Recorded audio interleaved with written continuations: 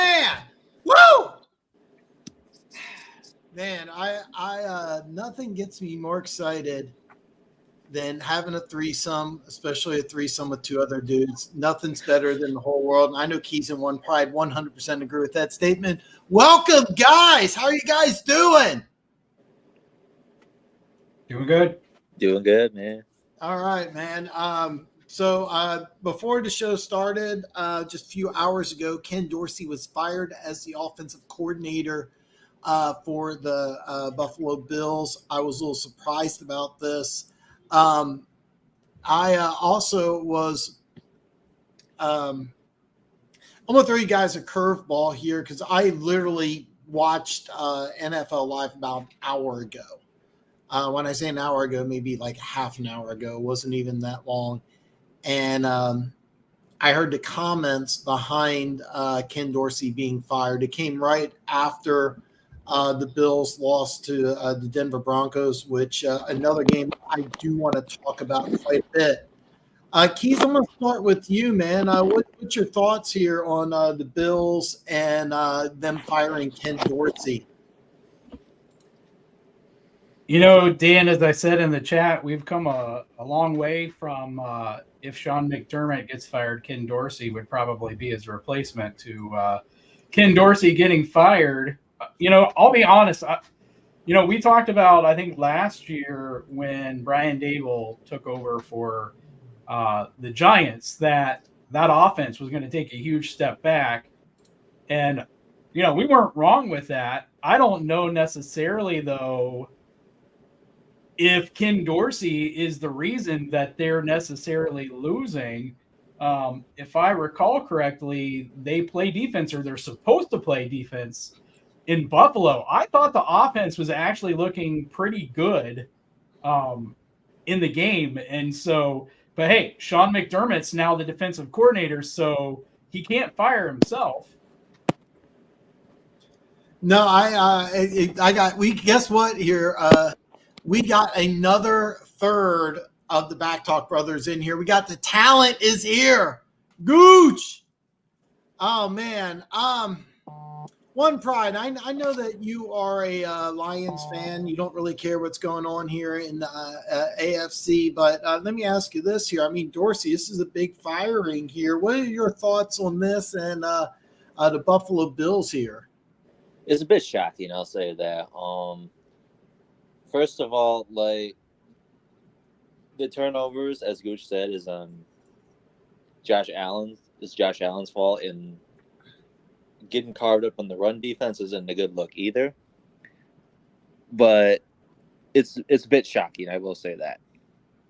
Yeah, it's funny that Gooch put a comment in here. He put the turnovers wasn't the OC's fault. I 100% agree with you, Gooch. I that was actually going to be my statement, so you beat me to it.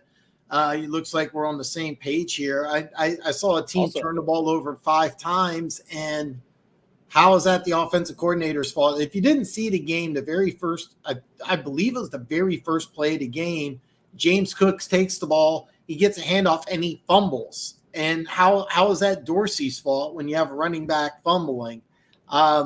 This is another thing. Gooch just nailing it. If you didn't see the game, it was a last-second field goal, which was missed because 12 men were on the field. That's not Dorsey's fault. Dorsey doesn't coach special teams. This could have very easily and should have been a win. I think that this is. I'm really shocked by this. What's even more shocking is that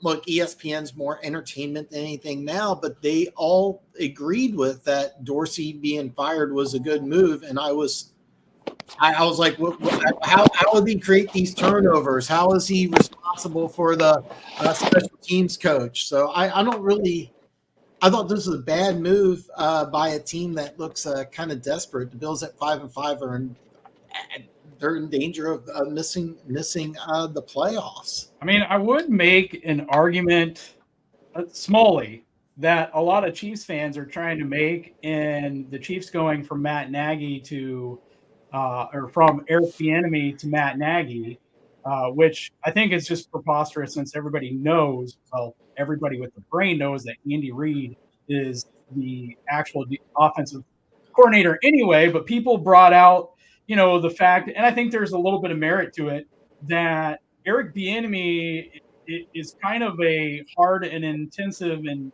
a coach who brings the energy, but also, is a stickler for details. I think you could maybe make a little bit of parallel between Brian Dable being like that and Ken Dorsey not. And also, if I remember correctly, Ken Dorsey was the offensive coordinator from the booth. So I think you could give him a tad bit of credit in the negative sense for some of Josh Allen's turnovers, because in a way, Yep. you kind of have to be the one who gets your quarterback in the right mindset. And when he's making some of those boneheaded plays, like even from beginning of the season, I'm like, he's just being rough with the body, with the football. You got to have the offensive coordinator there to put his foot in his butt right there, but he's up in the booth. Yeah, I'll be honest. I'm floored by this. I really didn't think it was a good move by Buffalo. You're 5-5. I thought this was kind of a rally to wagons, and now this looks to me like a hey pointing fingers type of thing. You got a team in Denver. Who would have thought 4 weeks ago we're looking at Denver and saying, hey, this team could be a playoff team, but that's kind of where we're at. Honestly, I feel like Dorsey's a little bit of a scapegoat for Josh Allen just playing absolutely horrific. I mean, you signed him $250 million and you gave away a ton of draft picks. You give up a ton of draft picks for Diggs, and you got rid of Singletary, who for the Houston Texans, if you didn't notice, had 30 carries, 150 yards, and a touchdown against I thought it was a pretty good Bengals defense. So, like outside of Diggs, like what other receivers do you have? You got a fifth-round rookie in Gabe Davis, who I think leads the NFL in drop passes, which is hard to believe because there are some Chiefs players. I don't. Lions drop a lot of passes too.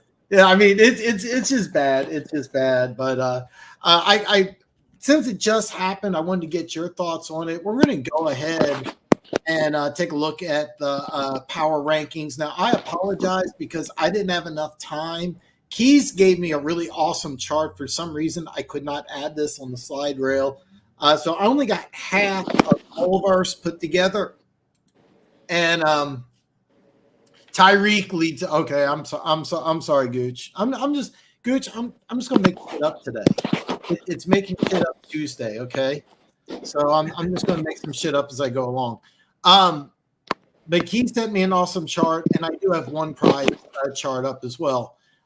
So let's take a look at the power rankings here. We're going to start off there, and then I want to go over the games that happened, including Buffalo and Denver. Normally, I send my co-hosts a script. I didn't do that today, so I'm going to throw them some curveballs. Hopefully, they're not too mad at me. I have on my list Dan, the correct one, Keas at Back Talk Brothers, and I got one Pride, who's a Lion super homer. And it's accurate. It's accurate. You know what? I didn't even take a look at your full list. The tiers have the right ranking. So he sent me an awesome list, and for some reason or another, I couldn't add it on the end here, which I have it on my screen, but I only have 8 slides, and I have no idea why I couldn't get the 9th one to be Keas. I have no idea why. So, Keas, I'm going to ask you this one question. How the hell do you have the Panthers at 29? I don't. Dan, I think, misunderstood my tiers here. And so the end of each line is the worst for that line. Oh, okay. I got your list all mixed up. So actually, Dan and I have the same bottom 4. Okay. I was wondering about that because some of these I'm like, what the hell? So when we do the list here, all of them are flipped, and I was wondering about that because especially when I was doing this, we'll get there, but when I hit Cleveland, I'm like, what? But it makes it okay. My bad. So I'm the correct one. Keas actually agrees with me. God, did hell just freeze over, Keas? We nailed this together. And One Pride 40. So you're on board with Carolina being last. 31, New England 30. 30 would be the Giants, and then 29 is the Bears. So that's why you should watch. Yeah. Hey, Gooch. Yeah, this tier list, and I'm going to try to figure a way to bring this up. I have no idea why I couldn't include the tiers in my slide program.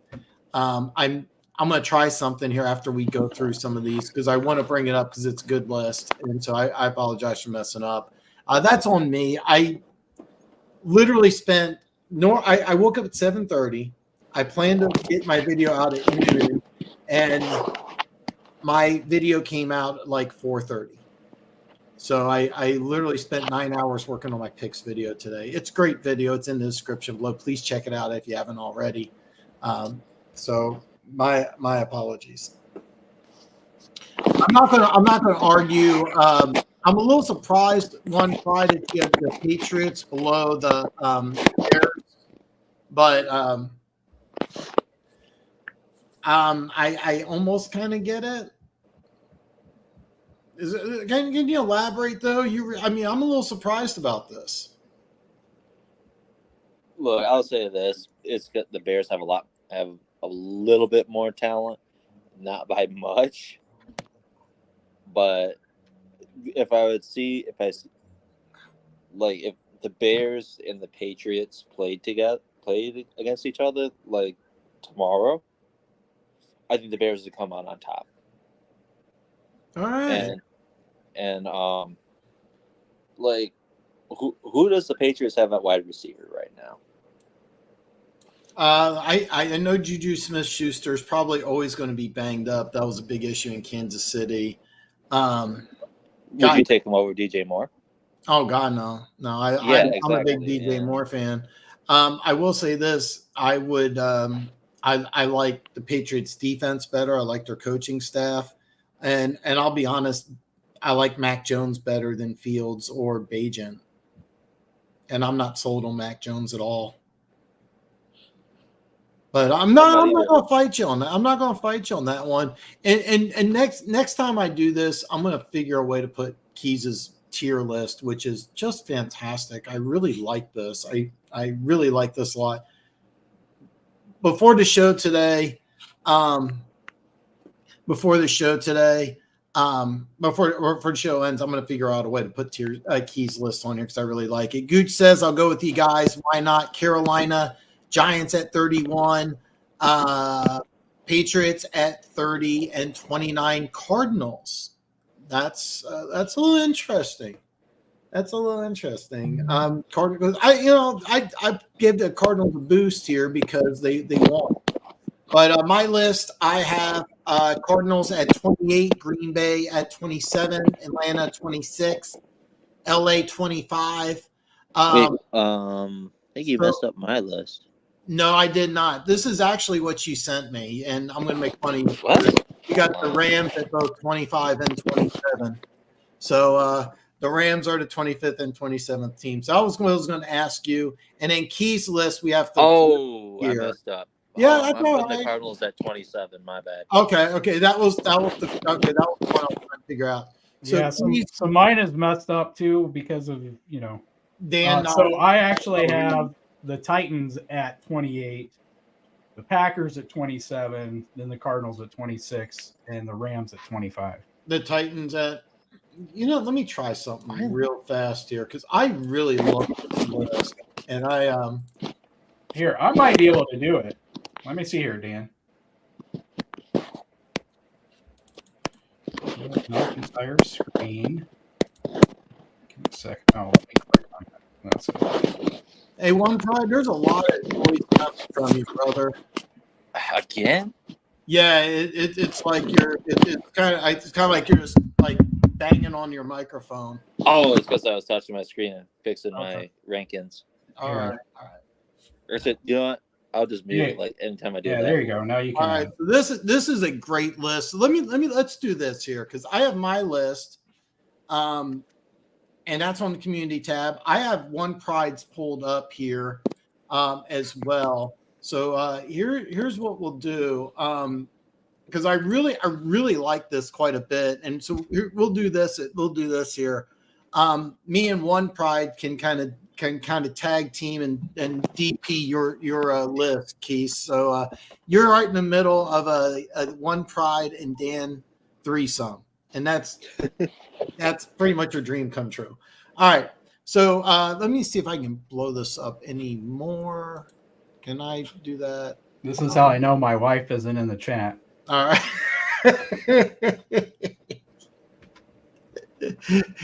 Gooch, you better shut your mouth. I do say anything goes. So let me see if I have this right here. So the list is supposed to go Panthers last, Giants. Right. Okay. So in your list, the Titans would be team number 27, then Green Bay. 28. Yeah. Oh, 28. Green Bay 27, Cardinals 26, Rams 25, and Washington 24. Now, One Pride, your list would have you said the Cardinals were 27, is that right? Yeah, Cardinals are 27. 27. The one team that we have completely different. Well, I'm not going to say completely different, but if I'm going to be bad at math here. I think team number 18 would be the Jets for Keas. One Pride at 26. You got the Jets. Yeah, because that offense is just pitiful. It's been basically getting carried by that defense, and they haven't scored a touchdown in 3 weeks. I think. Yeah, I'll be honest though. I mean, you're looking at a team that has a great defense. I got them at 20 myself, so I got them a little higher than you do. But you got I'm 26. Man, I have a hard time going with that, to be honest with you. Well, it's just like that offense ain't doing anything for me. Like, you haven't scored a touchdown in what has it been 3 or 4 weeks? It's been no disagreement. It's been a lot, but I'm looking at this list though. I mean, so let me see here. So you think the Rams could beat them? Yes, Stafford's healthy. Okay, Commanders, Raiders. I mean, Raiders just did, so that's fair. Falcons, Bucks. Yeah, they could all beat them, I think. All right.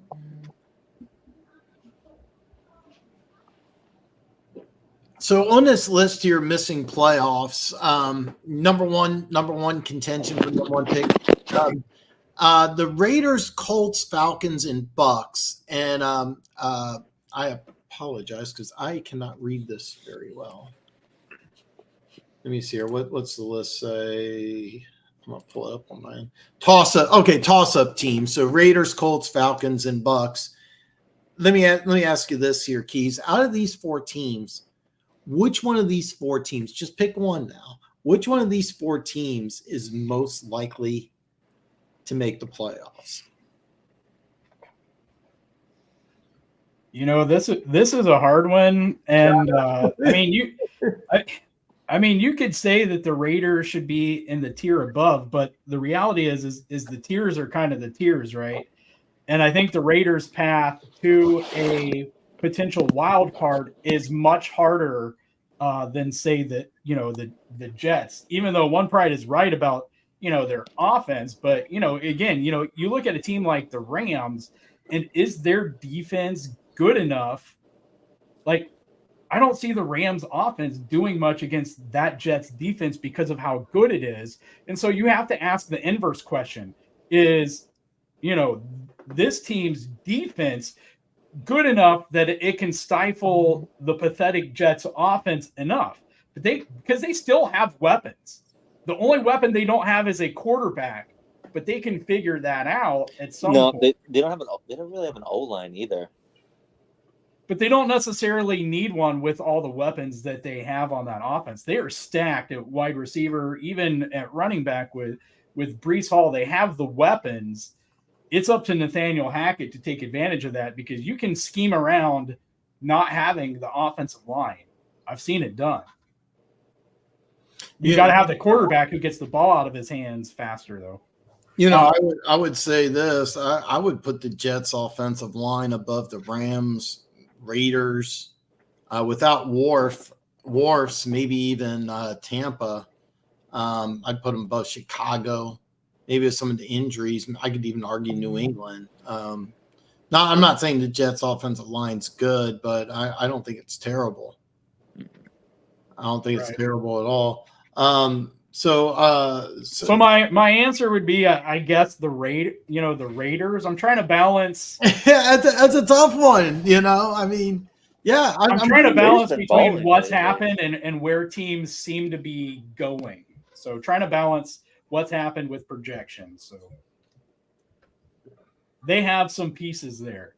Right. It's just they're not a consistent team, and you have to see, what happens. Antonio Pierce is kind of riding a high of, the weight being taken off of their players from not having Josh McDaniels there. So, all right.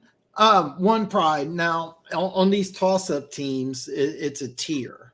All right. So toss-up teams, your power rankings, you have Tampa Bay at 18, Atlanta 20, the Raiders at 22, Colts at 23.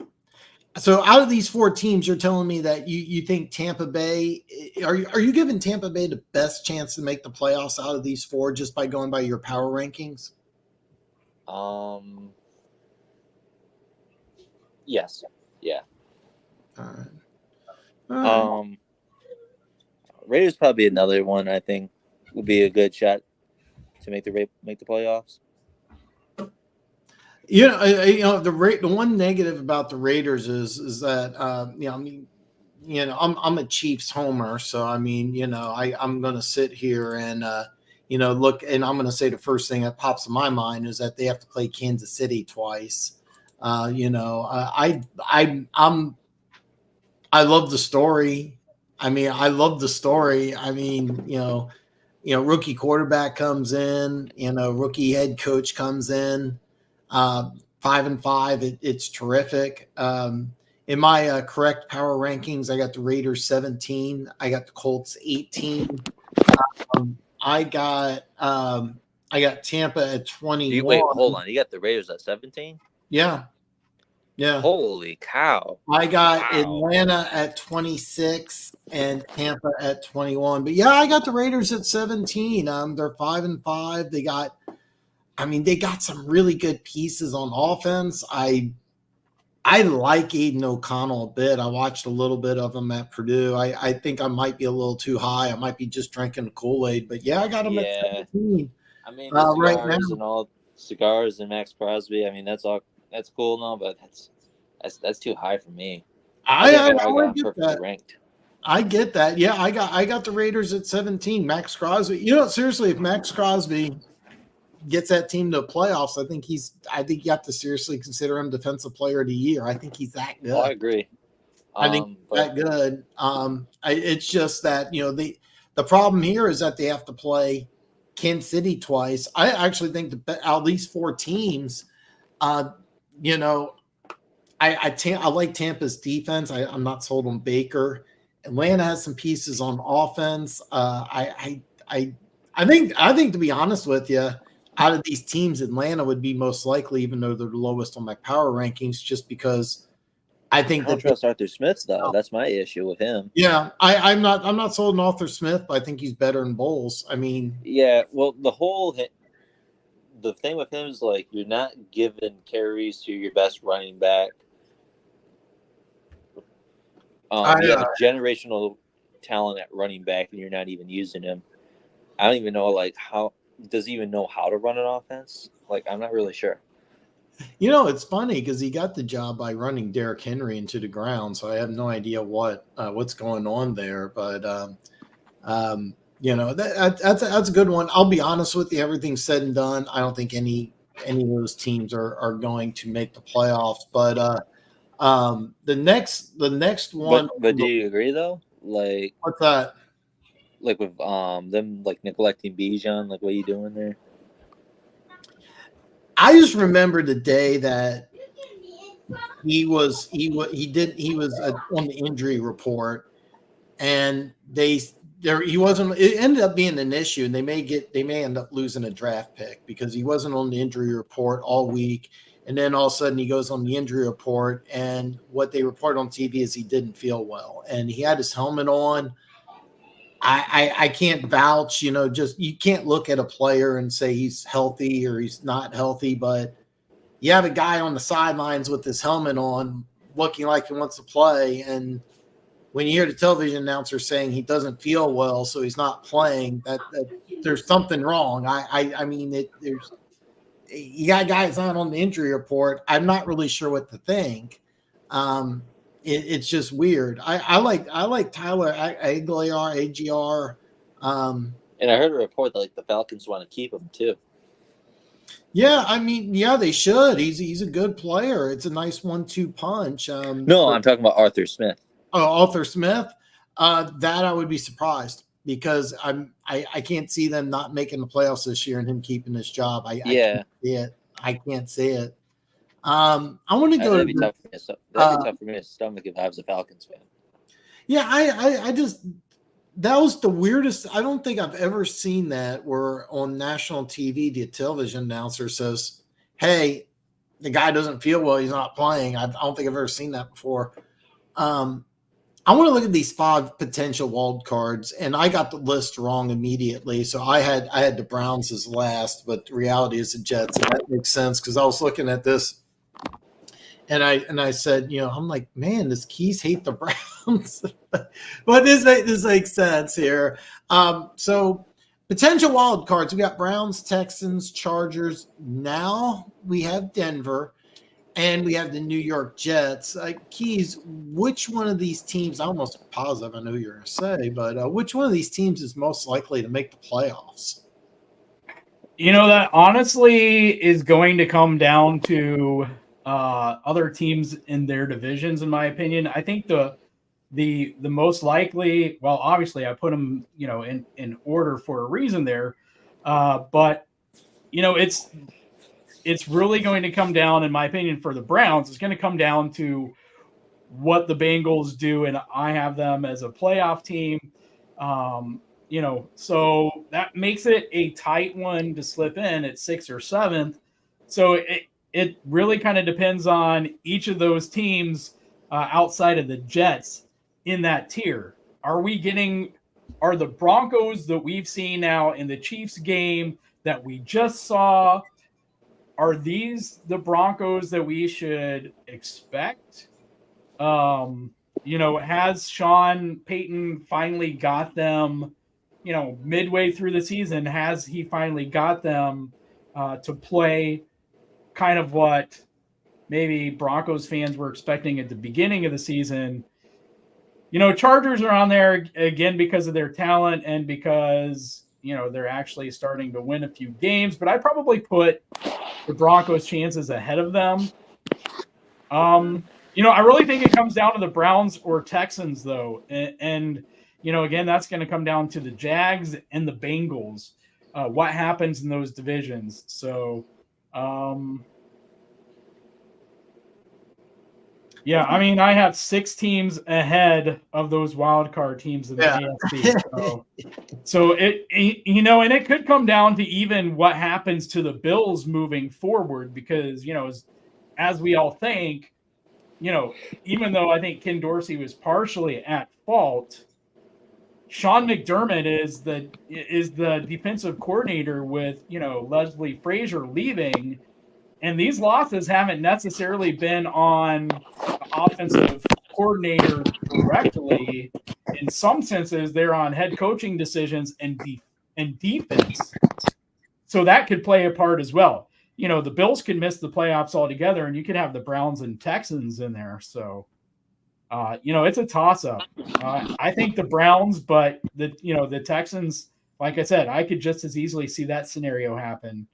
So, all right, well, one pride here. Now these are all AFC teams, so I know you're not that interested, but potential wild cards. Like we got 5 AFC teams just from an NFC guy's point of view. Here we got Browns, Texans, Chargers, Denver, and the Jets. Now I'm looking at your power rankings. You got Houston at 10. I'm sorry. Cleveland at 8, Houston at 10, Chargers. I think that there's 14. Yep. Denver at 19, and then we talked about the Jets earlier. So just going from your rankings, so you just going by your rankings, you have Cleveland and Houston as playoff teams. Yes, absolutely. Because CJ Stroud has been on an absolute tear. He's going to win Offensive Rookie of the Year. And the Houston's defense has been performing just as well, too. Will Anderson came onto his own. And they just beat a top-tier team in the Bengals, too. All right. So here's a drill here because that means you have 2 of the Bengals, the Bills, and the Steelers missing the playoffs, basically. Yep. Yeah, and this is where the disagreement is that One Pride has Pittsburgh at 13 and he has Buffalo at 15. So what he has is that he's looking at Pittsburgh and Buffalo as non-playoff teams and Cleveland and Houston as playoff teams. And that's kind of where I'm going at here. You think Cleveland and Houston are better than Buffalo and Pittsburgh? Hands down. Really? Mm-hmm. Okay. Let's do this here. I get Buffalo. All right. So, but you got Pittsburgh here, and I'm going to go back to my power rankings here. I'm going to go back to my power rankings because I got Pittsburgh at 12. I got Pittsburgh at 12. I got Houston at 14. You have them down one spot than I have them at. I mean, it's a little bit different, but it's a little bit different. Now, please watch my picks video below, but I'm going to give you a spoiler alert. Pittsburgh plays Cleveland this week, and I have an upset. I have Pittsburgh winning. Yeah, I agree with that, Slasher. Yeah, I don't think any of us disagree with that. It's just picking 2 out of the 3 between Bengals, Bills, and Steelers doesn't really seem like it's going to happen. No, definitely, I think one of those will. No, it's kind of interesting, and this is why I really want to do this. Is that I think it's a lot of fun. That you mentioned, like all those 3 teams that you mentioned, the Bengals probably the best chance to be in the playoffs. I'm not really sure about the Bills anymore.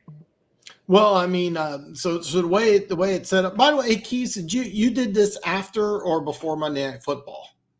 I did this this morning. So okay. Yeah. So Keas still has Buffalo as a playoff team. Slasher. By the way, Gooch, you have some interesting picks I do want to go over. Slasher, welcome, brother, man. Slasher, I know you're excited. I'm excited for Monday night, and I put this on my picks video, but over under on Taylor Swift appearances, I have it 9.5. And I know it's something that everybody's really excited about. And nobody can get enough of. Slasher says, Super Bowl matchup, take the over. Take what rematch. There are some really great games this week here. Slasher says, all I know is Bills have to play the Chiefs, Eagles, Cowboys, and Dolphins still. They may not be. Listen, before the season started, I wish I could tell you I was an AFC East genius, but I had the Patriots winning that division, so I'm a dumbass. I did predict the Bills would not make the playoffs this year.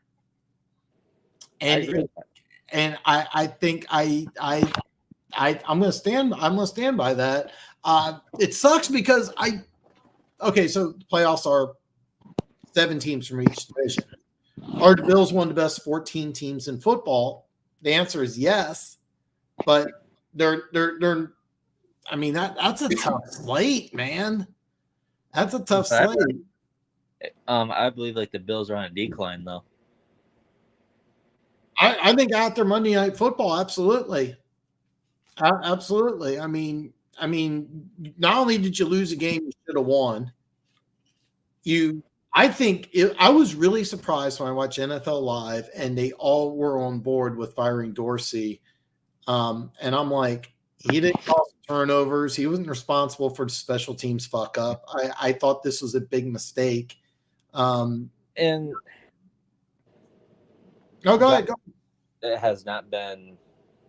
He's just been reckless with the football, and he's just been throwing picks left and right.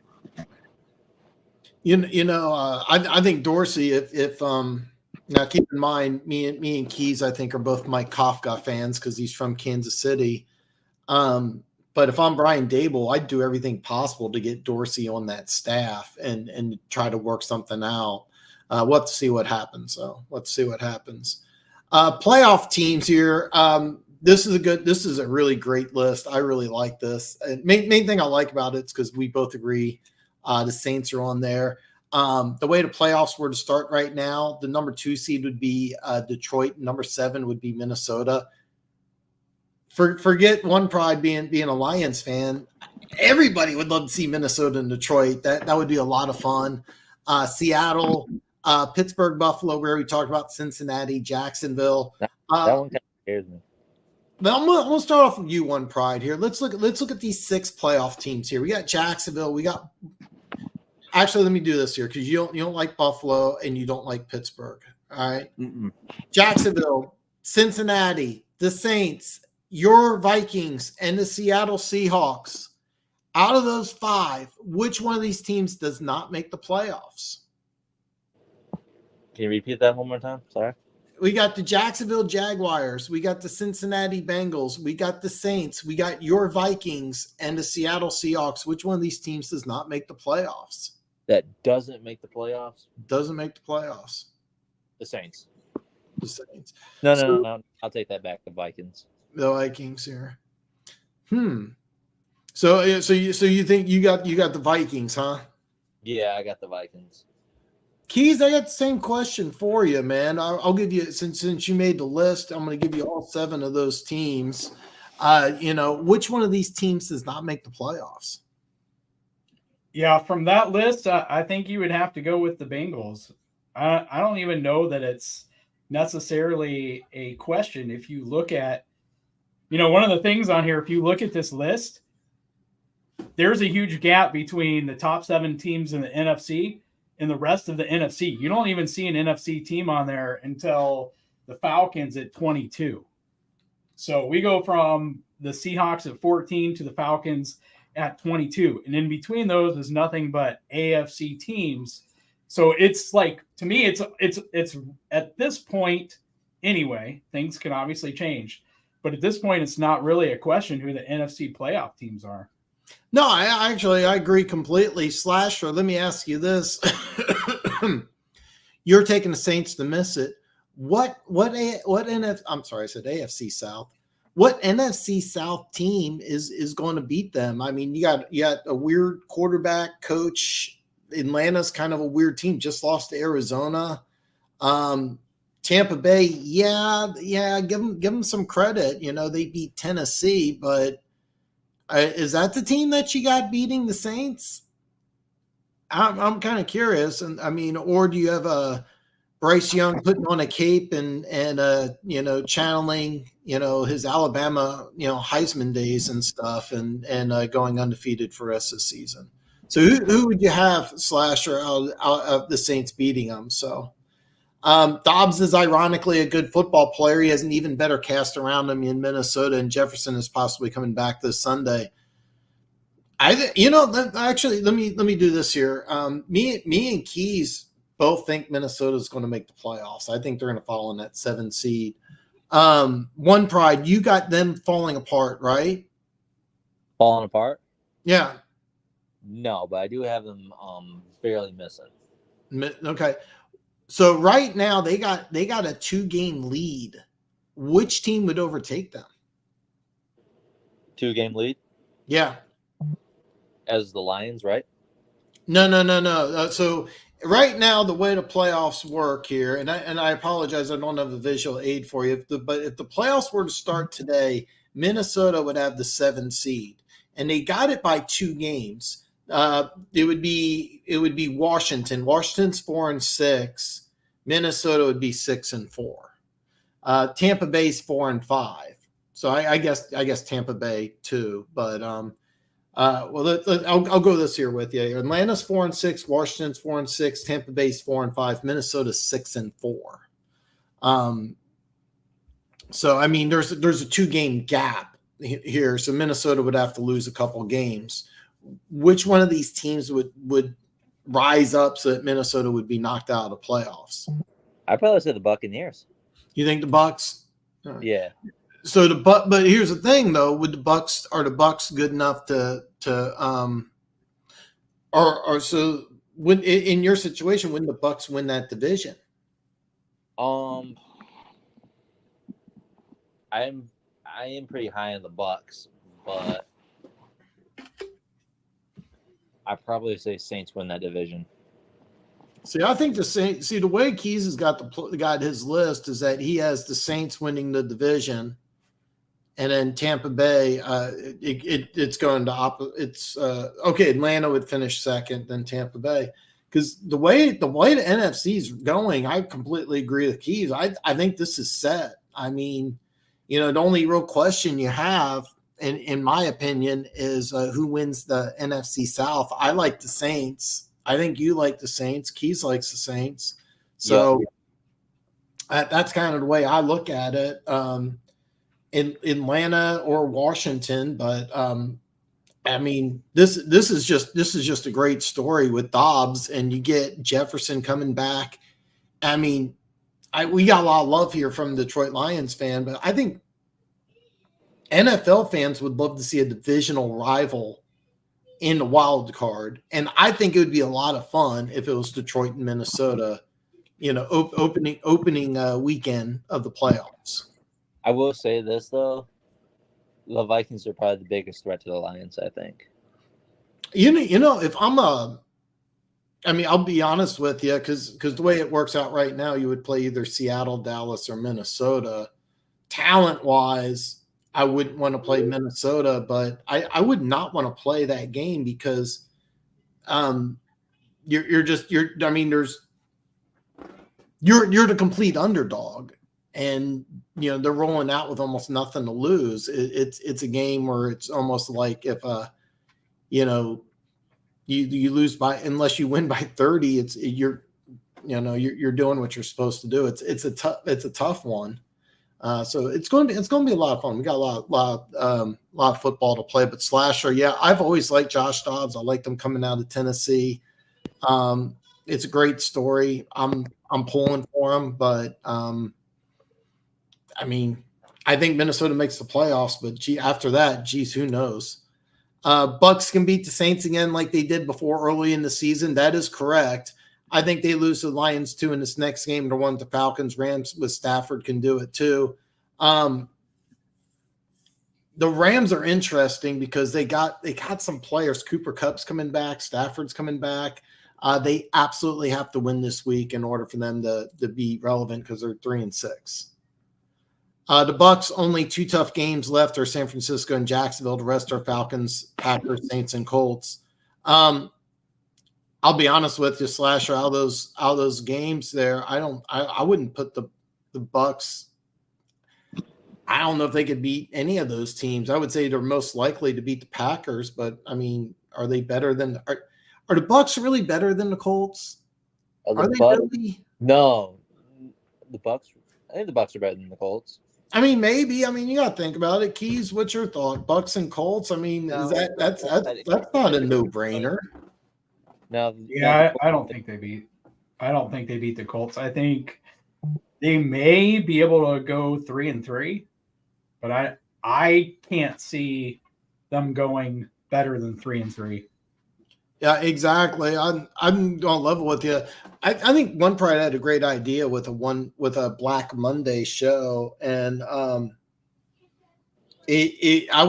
gonna tell you right now. I think Arthur Smith and Todd Bowles are both going to be guys we talk about on Black Monday. I think both those guys are going to be gone. I agree, but the three guys I think are probably going to be locks are Eberflus.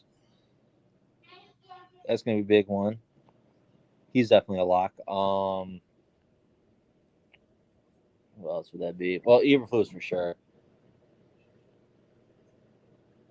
Ron Rivera, and probably I could just see Frank Reich be on the hot seat. Well, I wouldn't be surprised if Staley even makes it to week 18. Oh, I forgot about him too. Yeah, and that's one game I do want to talk about, but I kind of wanted to go through Keys' list because I just I feel like such a dick because I got the order wrong because it just I'm looking at this now and it just makes sense. I'm like I'm sitting there putting it in, and let me show you real fast. So I'm putting it in, and I'm sitting here like I don't know if you can see it here, but where do I have it here? Or did I get that far? Okay. I was going to say because the Browns at 19. I'm like, God, what the hell? Yeah, I'm sitting there and it's like, yeah, what am I thinking? So let's go with teams that are Super Bowl contenders. Now this is Key's list one Pride. So I'm gonna have you start off here. Now 4 of these teams make sense, but the one in the middle doesn't make any sense. Okay, so we got San Francisco, we got Baltimore. Okay. Nobody really thinks the Lions are a Super Bowl contender. Keys picked them preseason. I know you don't believe that one, Pride. You got them losing to Vikings in the wild card round, don't you? Dallas and Miami.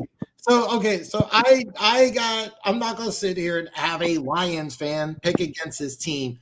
I got San Francisco, I got Baltimore, I got Dallas, I got Miami. Out of these 4 teams, all 4 of them make the playoffs. All right. All 4 of them play. And if you want to, I got the conference sheet pulled up in front of me. Which one of these teams is most likely to lose wild card? And I'm going to say wild card because let's just for fun have the Chiefs and the Eagles getting the bye.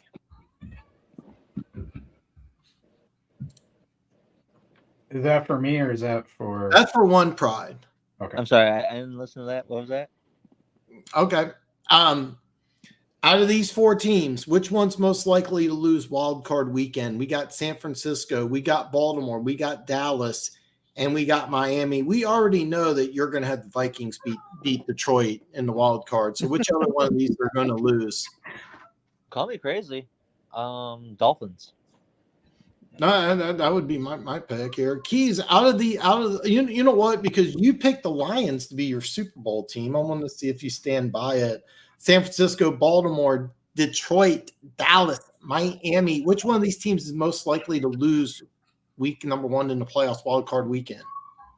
I think you could almost make a case for any of the teams on there but the Ravens. Well, even the Ravens you could, because how many playoff games have they won during the John Harbaugh, Lamar Jackson era? I mean, 49ers is always going to come down to health, right? So, I mean, that's a hard one.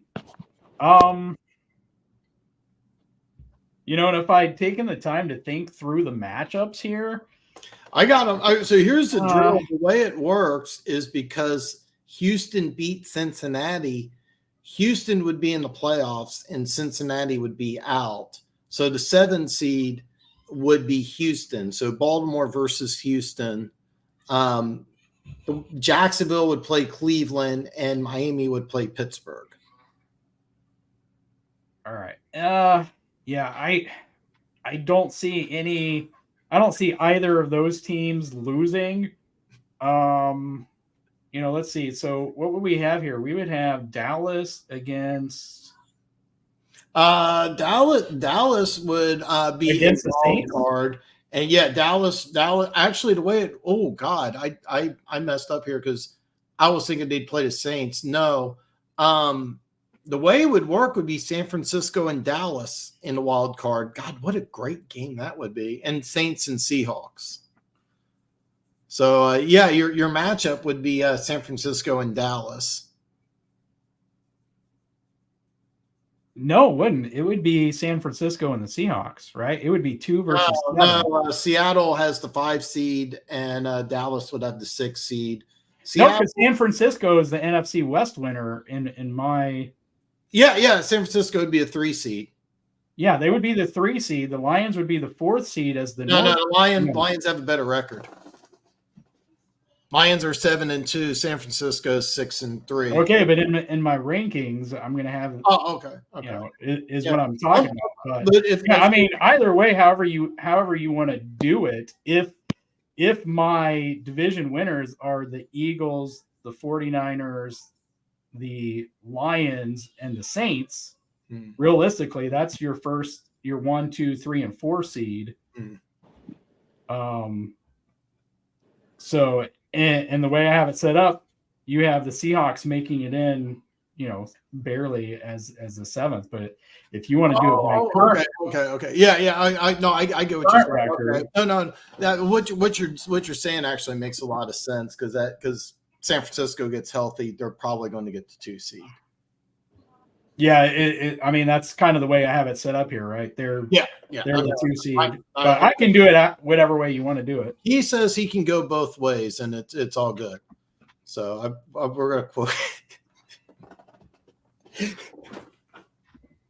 I've been sitting in front of a computer too long. I'm getting loopy here, so I apologize. I'm sorry, Keas. I'm being inappropriate. Your wife sometimes pops in, so Mrs. Keas, I'm sorry. I've been staring at a computer way too long. I'm getting but your scenario would make more sense actually. So the way it would work, and by the way, that would be a fun game.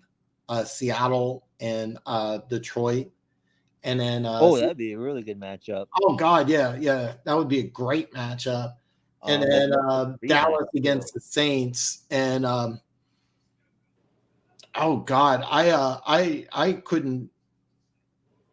I'm going to be honest with you. I'm really high on the Saints, but how can you go against Dallas? I mean, even though they're a different team on the road than they are at home, how do you pick against them?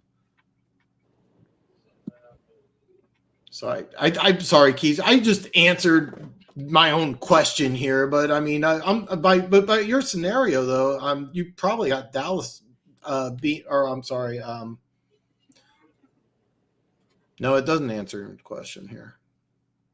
Yeah, well, I think the answer would have to be I'd have to side with one pride and go with the Dolphins because I would be utterly surprised. Not that anything can happen, but I would be utterly surprised if the Saints or Vikings or Seahawks beat any of the 49ers, Lions, or Cowboys, no matter which group was playing, what. I would think if any team had any chance, it would be if it ended up Lions and Vikings. But even then, I think the Dolphins haven't beaten a winning team. And I was actually underwhelmed after watching them play the Chiefs. Like I was expecting more from them. So can I chime in here? Well, Pete said like the Dolphins aren't really a physical football team too. They're just a speed team. And if you stop Waddle and Hill, I think you beat the Dolphins.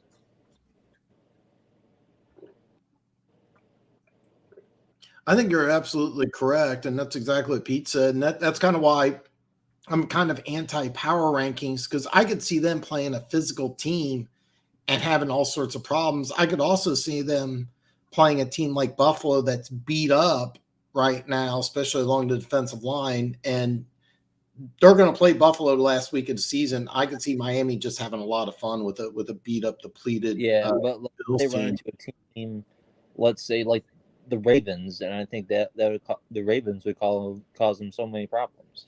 Oh, I agree completely. Gooch, I love your list, man. I really I'd love to get this sooner in the show here, but the most important thing here is that Ravens 4. Yeah, now you misspelled team number 3. Nobody knows who that is. Eagles 2 and number 1 Mahomes. And then I lost the comment here. This is it by Slasher. If they get Mike Evans involved every week like they did last week, they will win. Mike Evans is a great player. I just have no faith in Baker Mayfield, and you got a guy who's just so what's the word I want to use? Offensively handicapped as a coach. If you had a different coach, I'd give him a chance. But yeah. Gooch says Frank didn't want Bryce Young and they drafted him and then they want to perform miracles. I have a hard time, Gooch. I'm just going to say I'm not saying it wouldn't happen. I just have a hard time believing that Frank Wright wasn't 100% on board with Bryce Young. I said, listen, you can go back to all my draft videos. I kept on saying CJ Stroud was quarterback number 1. And I have a hard time believing Reich wasn't on board. That's just my opinion. I could be wrong.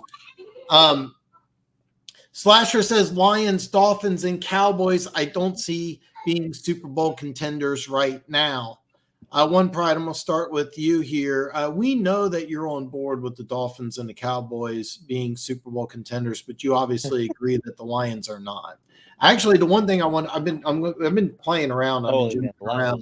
But Keas said that the Lions was his Super Bowl pick preseason. He was on the air. I want to know from you and the rest of the Lions fans there, are you looking at this? Because listen, before the season started, there's a handful of you on the Luke G show. By the way, follow the Luke G show if you're a Lions fan. That thought the Lions would be at 7-2, but the majority of people really didn't. Oh, I did. I actually called the Chiefs win. Well, let me twist this around then. You're 7-2. You're going to win the North, even though the Vikings are a great story here. I think before the season, if you said Lions win, they're in, even if they lose a playoff game successfully. But now you're looking at 7-2. You're one game out of first place. Eagles got a tough game coming to Arrowhead, a game they could lose. Yep. I mean, let's be honest. It's not Slasher. I'm not insulting your team. I'm just saying it's plausible the Eagles could lose at Arrowhead. The Lions now have a chance for a 1 seed and a bye. Let me ask you this here. Are you guys not just thinking, hey, we're happy to get to the playoffs? I know there's a handful of Lions fans that are thinking you're going to win Super Bowl.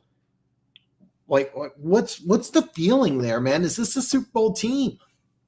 Are you just asking me directly, basically? I'm asking you directly. What is your opinion? I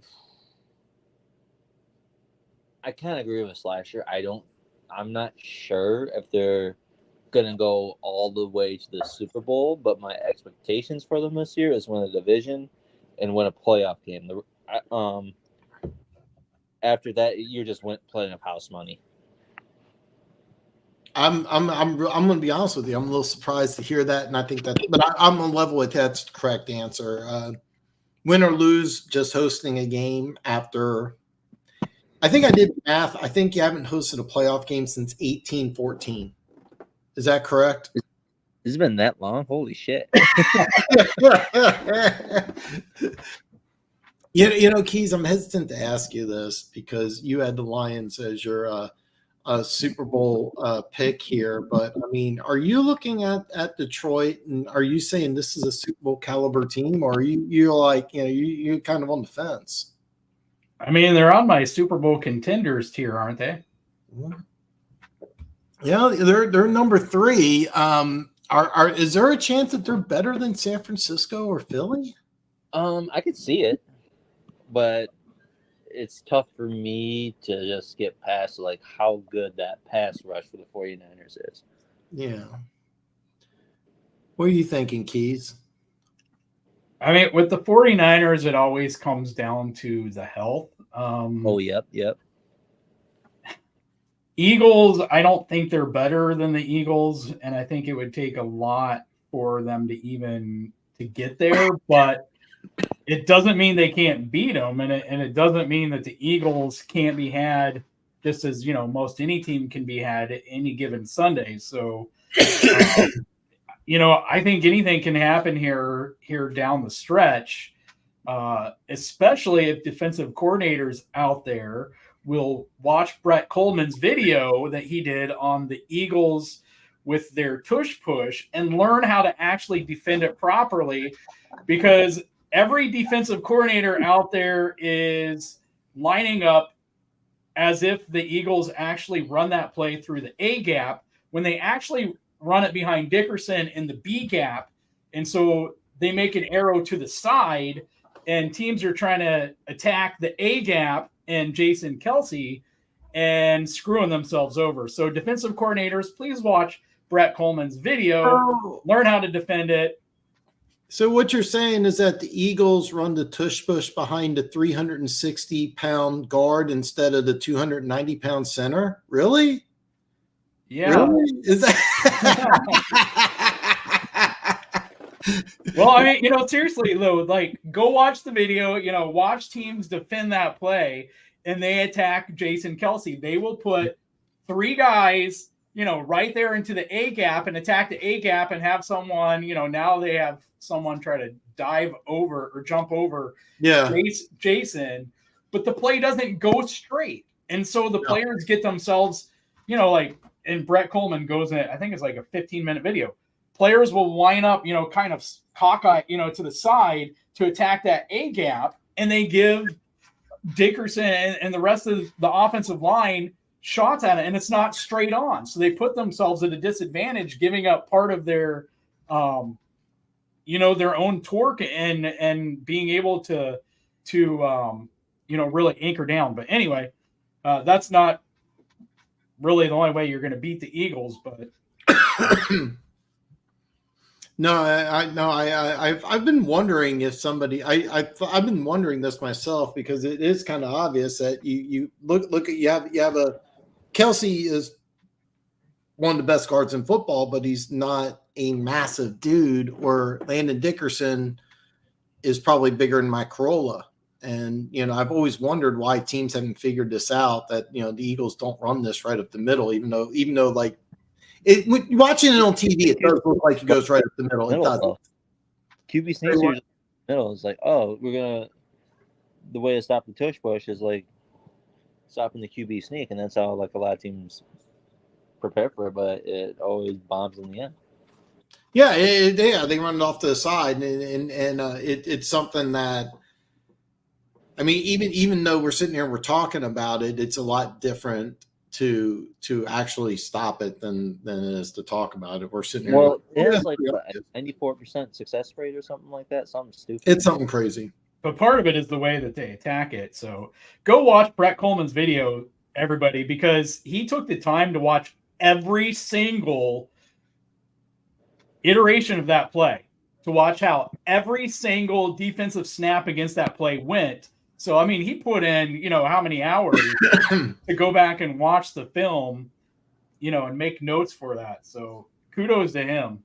Wait, let me ask you this here. I'm going to switch subjects here. And Keas, I don't like to do this, so I apologize in advance, because I know One Pride watched L.A. and Detroit. And where I was at, I have YouTube TV, and this is so frustrating. So Sunday, I went over to my dad's house. I watched the afternoon game with my dad, which was Baltimore-Cleveland, and what a great game. And then I went home to watch the afternoon game. Where my dad was located, they had the Chargers and Detroit, and I was all excited because I really wanted to watch this game. So I come home, and you know what YouTube TV had instead? Dallas and New York. Oh, God.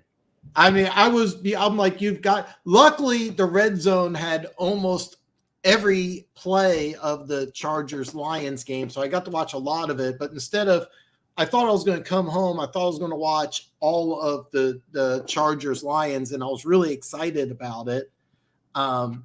Instead, defense, there was like this one drive. It made me want to rip my freaking hair out because there's so many freaking penalties on like one. well, I'm going to ask you to talk about it because I really want to hear your opinion of it. Because on my power rankings, and I'm in a lone minority, I have Detroit at 7. I'm going to ask Keas first here. Keas, did you get an opportunity? How much of the Detroit Chargers did you get a chance to watch, not watch? I caught, I think, the last 5 minutes or so of the game.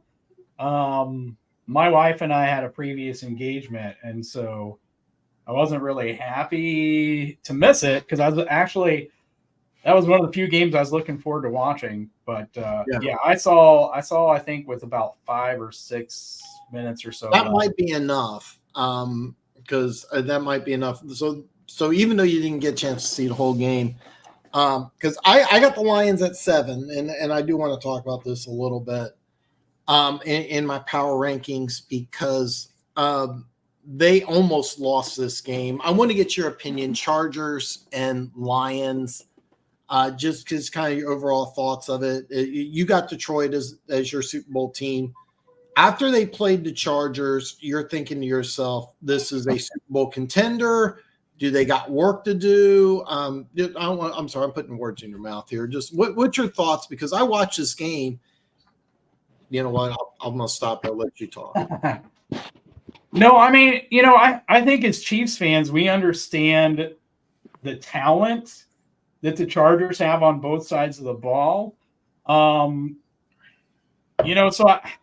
I and every team has, kind of a game, whether it's a loss or a near loss, where you kind of shake your head and think, how did that happen? But I think for me, like I don't see it that way because Mike Williams is talented, Justin Herbert is talented, Austin Eckler is talented. I forget the name of the backup running back. I mean, they have talent. They have some talent on the offensive side of the ball. And I was higher probably than a lot of other people on bringing in Kellen Moore for that offense. But I think we're pretty well versed with the talent that they have on the defense, and we like to take our shots at Brandon Staley as a coach. So I think that there's an extent to where you look at the talent on the defense, you look at Justin Herbert, some of the pieces around him, and I think you could say that there would be a path where the Chargers would be up there, between the Lions and the Cowboys if they had a better coach. So I don't think it's a knock on the Lions. I think it's kind of a state of the reality of how much Brandon Staley is a detriment to that team's potential and their potential playoff, success. Well, not that too. You're seeing like the growth and maturity of Dan Campbell as a in-game manager, like throughout that whole game, like knowing when to go for it on 4th down, knowing that you have Justin Herbert on the sidelines and give him as little time as possible for Justin Herbert to beat you. And they were aggressive with their 4th down play calls, and that's how they won the game. All right. So both of you guys are looking at this, and Keas and I'm not only is it Chiefs fans, I will bet you money Raiders fans and Broncos fans think the exact same way, that the Chargers probably have maybe a top 5. I'm not exaggerating. They probably got talent-wise a top 5 roster. They just got a bottom 5 coach. And I mean, I've said this many times. If you took the Chiefs coaching staff, you put them on the Chargers, that's probably a 15-win team. I'm not exaggerating. I mean, there's so much talent on that team. I was going to show it, but apparently the guy deleted his comment. I had a nasty Lions fan give me a hate-filled comment. I was actually going to show it to you guys, but Apparently he deleted it because I no longer see it. I was doing that when Keas was talking. I was going to show his comment because I got some Lions hate, and I'm not going to lie, I'm still a little salty on the Lions. Maybe picking them at 7 is not fair of me. Bottom line, I think Miami. I think here's what I got. I got Detroit at 7, Miami at 6, Baltimore at 5. I got Dallas at 4, San Francisco at 3, Kansas City 2, and Philly at 1. And my thought process is that I would love to see Miami and Detroit play. I think that would just be a fun game. Oh, it'd be a great game. I'm leaning towards Miami winning, but they haven't been able to beat a team with a winning record. Baltimore obviously beat them. Dallas is a team I keep flip-flopping with, but I go back to that game against Philly, and they honestly should have won that game. I want to add on to something too. I feel like Dallas and the Dolphins are kind of like the same exact team. A lot of speed, but not really physical. Well, it's kind of funny. They're running the ball a little more with McCarthy. I love the pass rush. I love the defense. The offense is just so. But when Dak Prescott's on, that's a solid team. I've been saying this for a while. And Keas said, I'm basically stealing Keys' comments. When San Francisco's healthy, I think they're the best team in football. I just have no confidence that even higher than the Eagles. Oh yeah. Really? Yeah. Wow. I really do. I think when Trent Williams is 100%, when Deebo Samuel's 100%, George Kittle's 100%, CMC, Purdy, when they're all 100%, that's the best team in football, hands down. Yeah. And I'll tell you what, there's a 0% chance all those guys are going to be healthy coming to playoffs. I 100% believe there's no way that they'll be healthy. No faith in them whatsoever to be healthy. Do the 49ers have the secondary to slow down A.J. Brown and Devontae Smith? I don't think so. I think if their pass rush is healthy, I don't think it matters. I just think that their defensive line is that good. Well, the Eagles have one of the best O-line in the league, and then they could just nullify that pass rush with that. Well, I don't think you can nullify it. I really don't think you can nullify it. Don't get me wrong. I think you could score against San Francisco, but I look at San Francisco's offense, and when that team's healthy, they could put up 30 against anybody. I think San Francisco can hold Philly to 20 or 24. But yeah. I will say, like Philly's pass D isn't really that good. I think the run D is phenomenal, but like their pass D, I think struggles at times. Well, here's the thing. I'm telling you this right now. There's no way San Francisco is going to be healthy when they get to Chiefs super fan. What's up, brother? He says Bills losing to the Broncos is the most silliest way. It made my day. It kind of made my day, but out of all the teams in the AFC West, I want the Broncos to lose more than anyone. So I'm kind of torn on that, but yeah. It was a really, it was kind of a weekend of catch-22s, right? Like it was, I wanted the Bills to lose. I wanted the Bills and the Bengals to lose because there's no two fan bases in the world I hate more than table jumpers and spaghetti slurpers. And so, and if I wanted to be petty, I could throw out the Lions, just because of everything after week 1. But, it's it was hard because it's at the same time, I don't want the Chargers to win and I don't want the Broncos to win, and it's who do you pick? Do you pick 3 games with 3-0-0 ties? What, as a Chiefs fan, it was almost the perfect weekend. I mean, Jacksonville lost big. Baltimore lost.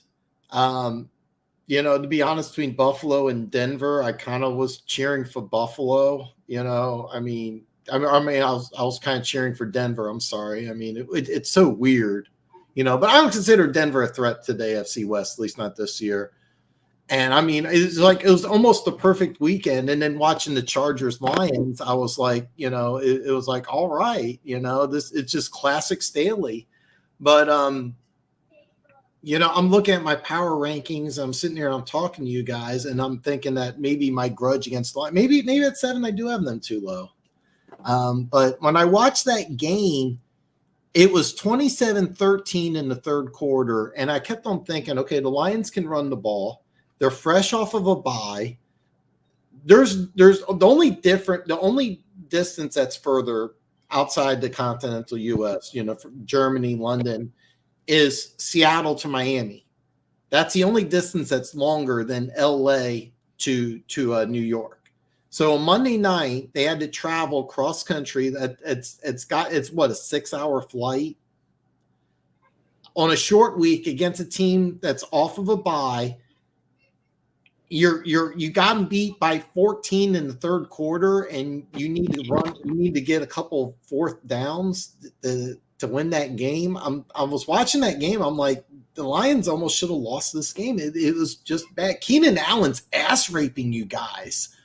And Keenan Allen's a great player. And I'm just watching this game and like, is this really a Super Bowl caliber team? I watched this game, and the more I'm watching the Chargers come back, I'm like, God, this is not that good of a team.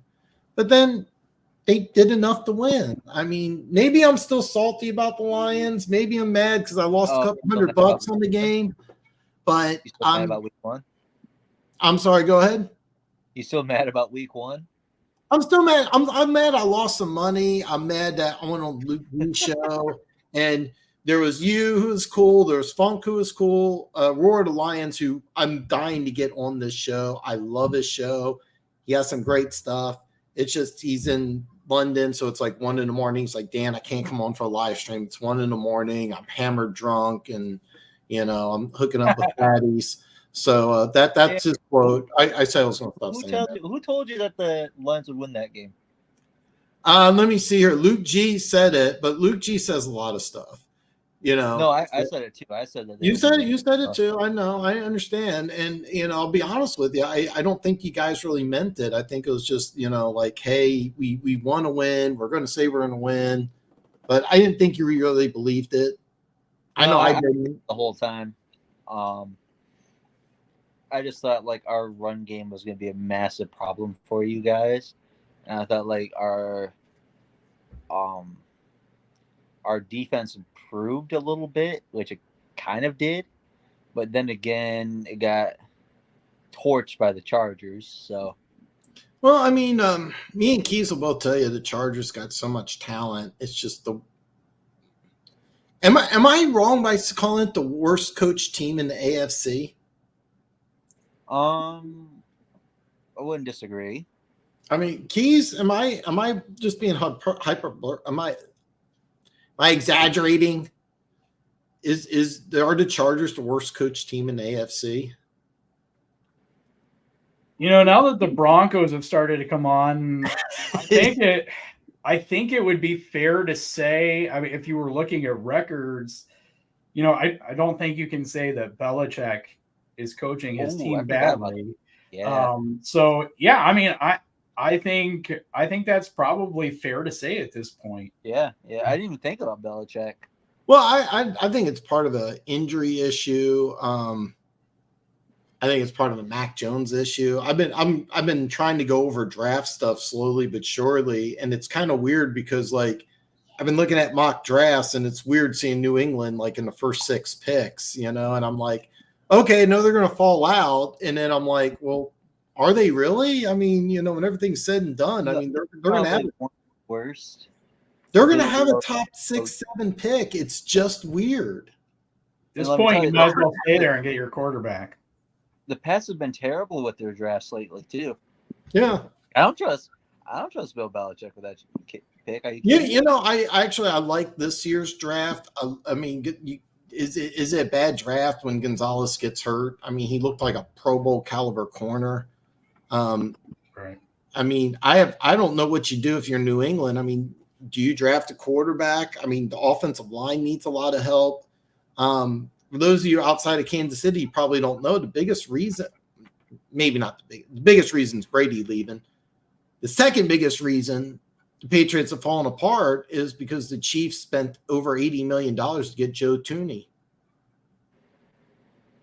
Well, I mean, if you want to go there, then you got to throw out the retirement, whenever it was, of Dante Scarnecchia. So they don't have any weapons. They do not have any weapons at all.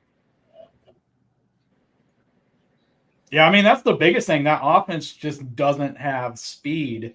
And so it kills that defense. It doesn't matter how good that defense is. It kills it. At least the Jets have speed on offense. They have the weapons.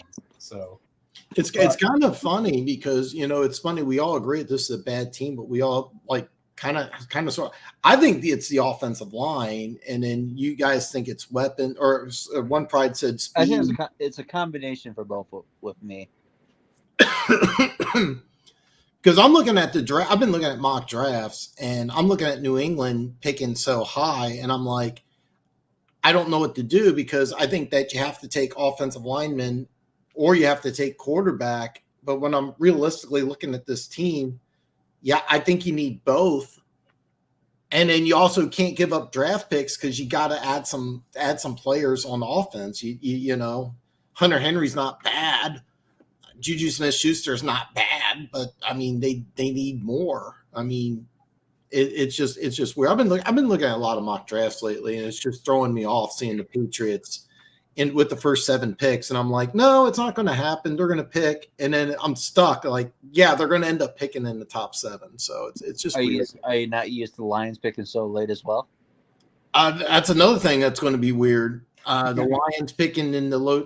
Actually, I'm going to tell you something. I really think that this is a classic Dorsey move. I really think the Lions are going to trade out of round 1. Well, I wouldn't be opposed to it, but if there's talent, if Holmes finds talent on the board, he's going to take that talent. He's shown to trade up, and trade down the draft. Oh, I agree with that. I'm just kind of looking at this draft, and I'm like, I think the way everything's going to work out. Let's just pick 24 for fun. Just I'm throwing a number out there. I don't think there's really going to be a difference between 24 and 34 the way this draft is going to work out. Oh, this draft is stacked. So so that's kind of what I'm thinking, is get out of round 1, because there's going to be a team that's going to want somebody that's going to fall. I'm looking at quarterback, or there's a handful of teams that are looking at getting another wide receiver. I haven't had a chance to watch all those defensive tackles that you sent me. Thank you for sending me that. I haven't had. I'm getting familiar with the players. I haven't watched all of the film yet, but see, I've watched highlights here and there, but usually when it's the same old Lions season, I'm probably watching draft them by week 5. That's no longer.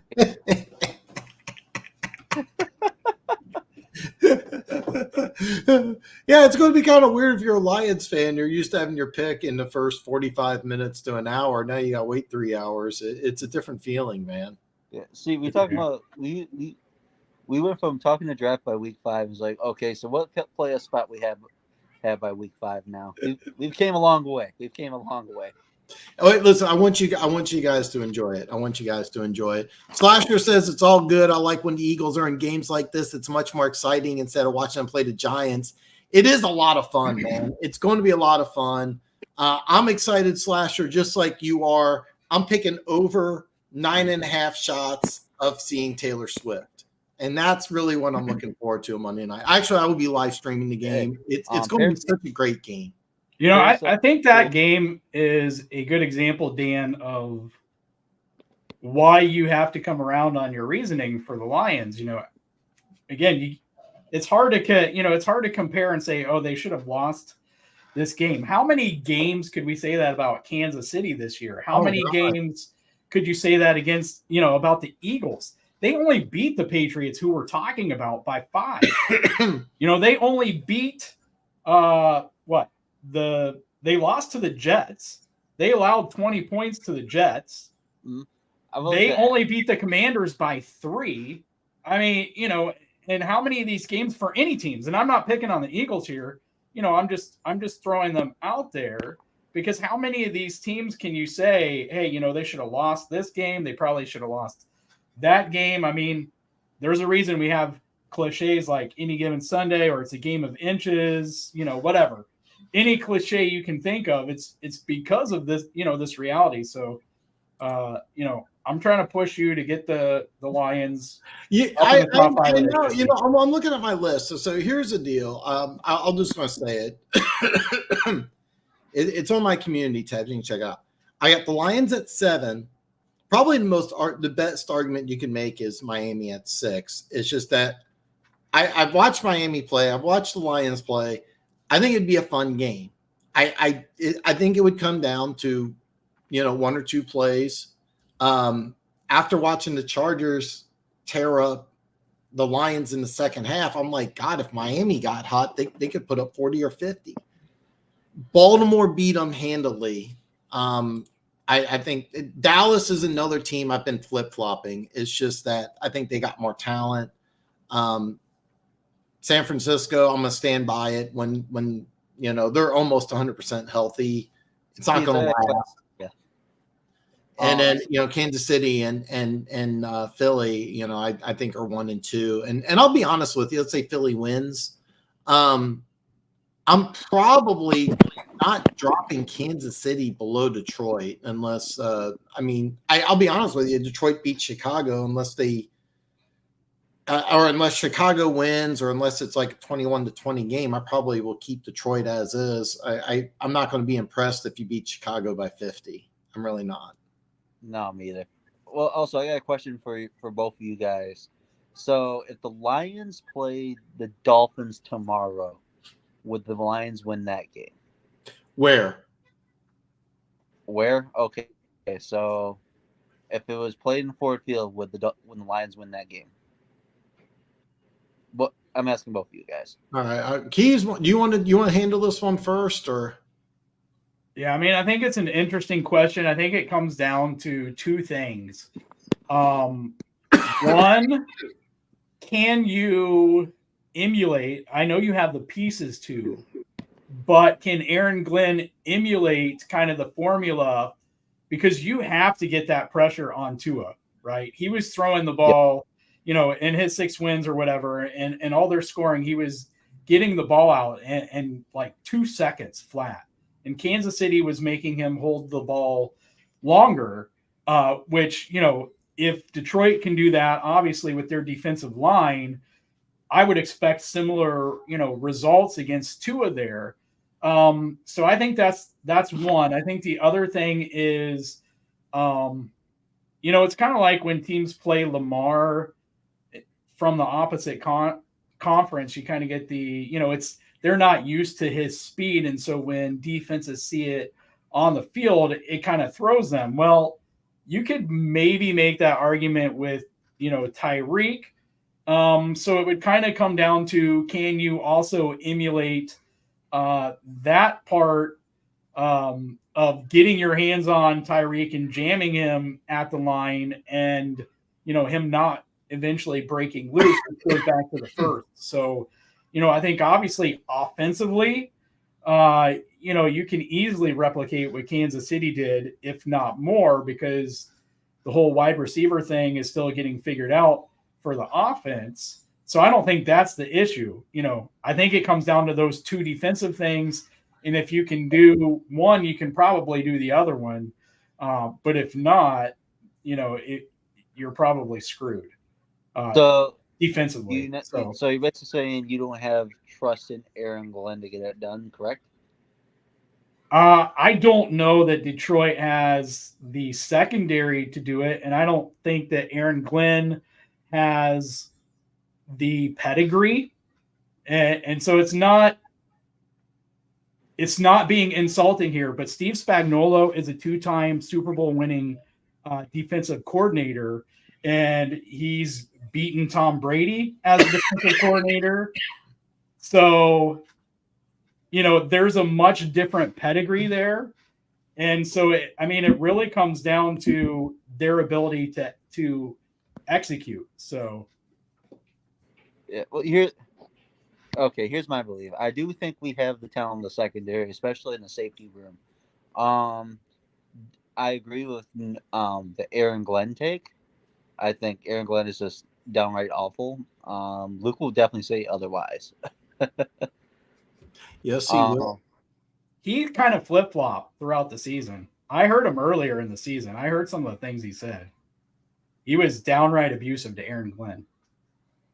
I think that was more sarcastic than anything else, I think. But no, he really likes Aaron Glenn. I'm not a big fan of him. Like, I don't really think he's creative at all. He doesn't bring anything exotic to his playbook. But when I look at Ben Johnson, some of the play calls that Ben Johnson makes, and it's like, wow. Yeah, I think again, offensively, I don't think it's that hard of a path. I think it comes down to the defense, because you got to be able to do basically both of those. If you cannot successfully press Tyreek and or Jalen, it's going to be hard for the pass rush to get there in time. So it kind of, you need both of them. Is what I'm saying. Because even if you get, though, I would trust Cam Sutton more than we to press Tyreek Hill or Jalen Waddle more, to be physical with them, than I would with the corners we had last year. No, I mean, oh yeah, that's a no brainer. To answer your question, I want to answer your question. I think it's a coin flip. I really do. They bringing back Devin A-Chain or R-Chain or something like that. He's very similar to Jamar Gibbs. I watched both these guys play in college. I like Gibbs better than R-Chain, but R-Chain or A-Chain. I've been watching The Boys, and I got A-Train on the mind. So I keep calling him A-Chain because I watched that show. So I got that stuck in my head. So I'm messing that up, but there's a lot of things similar.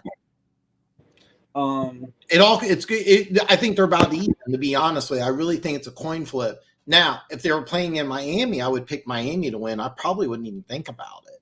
And now, keep in mind, I'm picking the Dolphins because I'm looking at Tyreek Hill, I'm looking at Jalen Waddle, I'm looking at A-Chain. I like Vic Fangio to do something where you can get turnover versus Ben Johnson, but I'm looking at Aaron Glenn, and I don't know if that matchup works out. Now, I say I don't know, and that's exactly right. I think in Ford Field it's a 50-50 flip. I really think it's a 50-50 flip. But if it's in Miami, that we just straight up lose. Yeah. And that's why I got Miami at 6 and Detroit at 7. Me and Keas completely different grade. I watched the Chiefs Dolphins game, and I came away very impressed with the Dolphins. They are a lot better than I thought they were. When the Chiefs came up 21-0, I thought this game was going to be like 42-10. The defense made some really, really good adjustments. The offense has weapons. I don't believe Tua is going to stay healthy. I told Pete this. It's like, dude, I'm sorry. I know he's going to miss 3 to 4 weeks in the next couple months. I know it's going to happen. I feel like such a dick saying this, but it's going to happen. He's only played 12 games. 12 games max his first 3 years in the league. And he couldn't play a whole season in Alabama. So is he going to play 17? No. But as long as he's healthy, that's a damn good team. See, with the Dolphins, I don't trust their O-line at all. Their defense is solid, nothing special. But I really don't trust that O-line. And but they got speed to make up for their not so great O-line. Well, Austin Jackson's a right tackle. He's been playing. This is the perfect year because he's a former first-round pick who they didn't give the 5th-year extension to, and he's on year 4, and he's playing really good. Tron Armstead's banged up, but when he's healthy, he's one of the best left tackles in football. The interior needs a little bit of work. The Lions have the better offensive line. That's a no-brainer, but the Miami offensive line isn't bad, and Keas nailed it. They get rid of the ball so fast, it doesn't really matter. It's kind of the Tom Brady strategy there, but I mean, I think when you look at the Dolphins defense, one, they have a few legit guys in Christian Wilkins, and the Kansas City game, to be fair to Dan's point, was the first time we've seen Xavier Howard and Jalen Ramsey on the field at the same time this season, if I recall correctly. Yeah, well, they played last week, but Pete was telling me, and I didn't get a chance to watch, he said he thought Ramsey was like maybe at 55-60%. Right. So I mean, by the end of the season, it could be a different story there, because if they're both healthy and they both play up to what you would expect of them, they're going to be a hard matchup, on the defensive side, simply for that. But in today's NFL, especially with the Lions' weapons, you're going to need more than 2 guys, and man, it just kills me because for all the Chiefs fans out there that were saying we need to get another tight end, we need to start thinking about Travis's replacement. All off season long, I screamed for Sam Laporta, and so listen, Sam Laporta's worked wonders for us. I mean, there's a reason they gave him number 87. There was no question when he came to the Lions that he was going to wear number 87. I mean, there's a reason for that. Oh yeah, because he's that dude. Yeah, but to Dan's point, offensively, Raheem Mostert was looking good towards the end of the game, and they were starting to open things up in the run game and play action because of that. And it's interesting, Dan, because you're not really a fan of Mike McDaniel, so yeah, but God, he impressed me. So it's interesting there from like the head coach quarterback combo. Like I don't even know. Are you a bigger fan of Tua than you are of Goff? That's a real tough one. I will say this. I like the McDaniel-Tua duo better than I like the Campbell-Goff duo. I mean, I can respect it. I don't know that I necessarily agree with it. I think at the end of the day, these two offenses, this isn't meant to be insulting, but the Dolphins are missing a tight end. Like, if you gave the Dolphins Sam Laporta, then I'm probably with you, Dan. Oh, God. Probably with you. I mean, they're the only offense averaging over 30 points a game, and we're looking at them and like, dude, they need a tight end. And I think that they're kind of hoping Chase Claypool can do some of that tough stuff over the middle, and I don't think it's working out.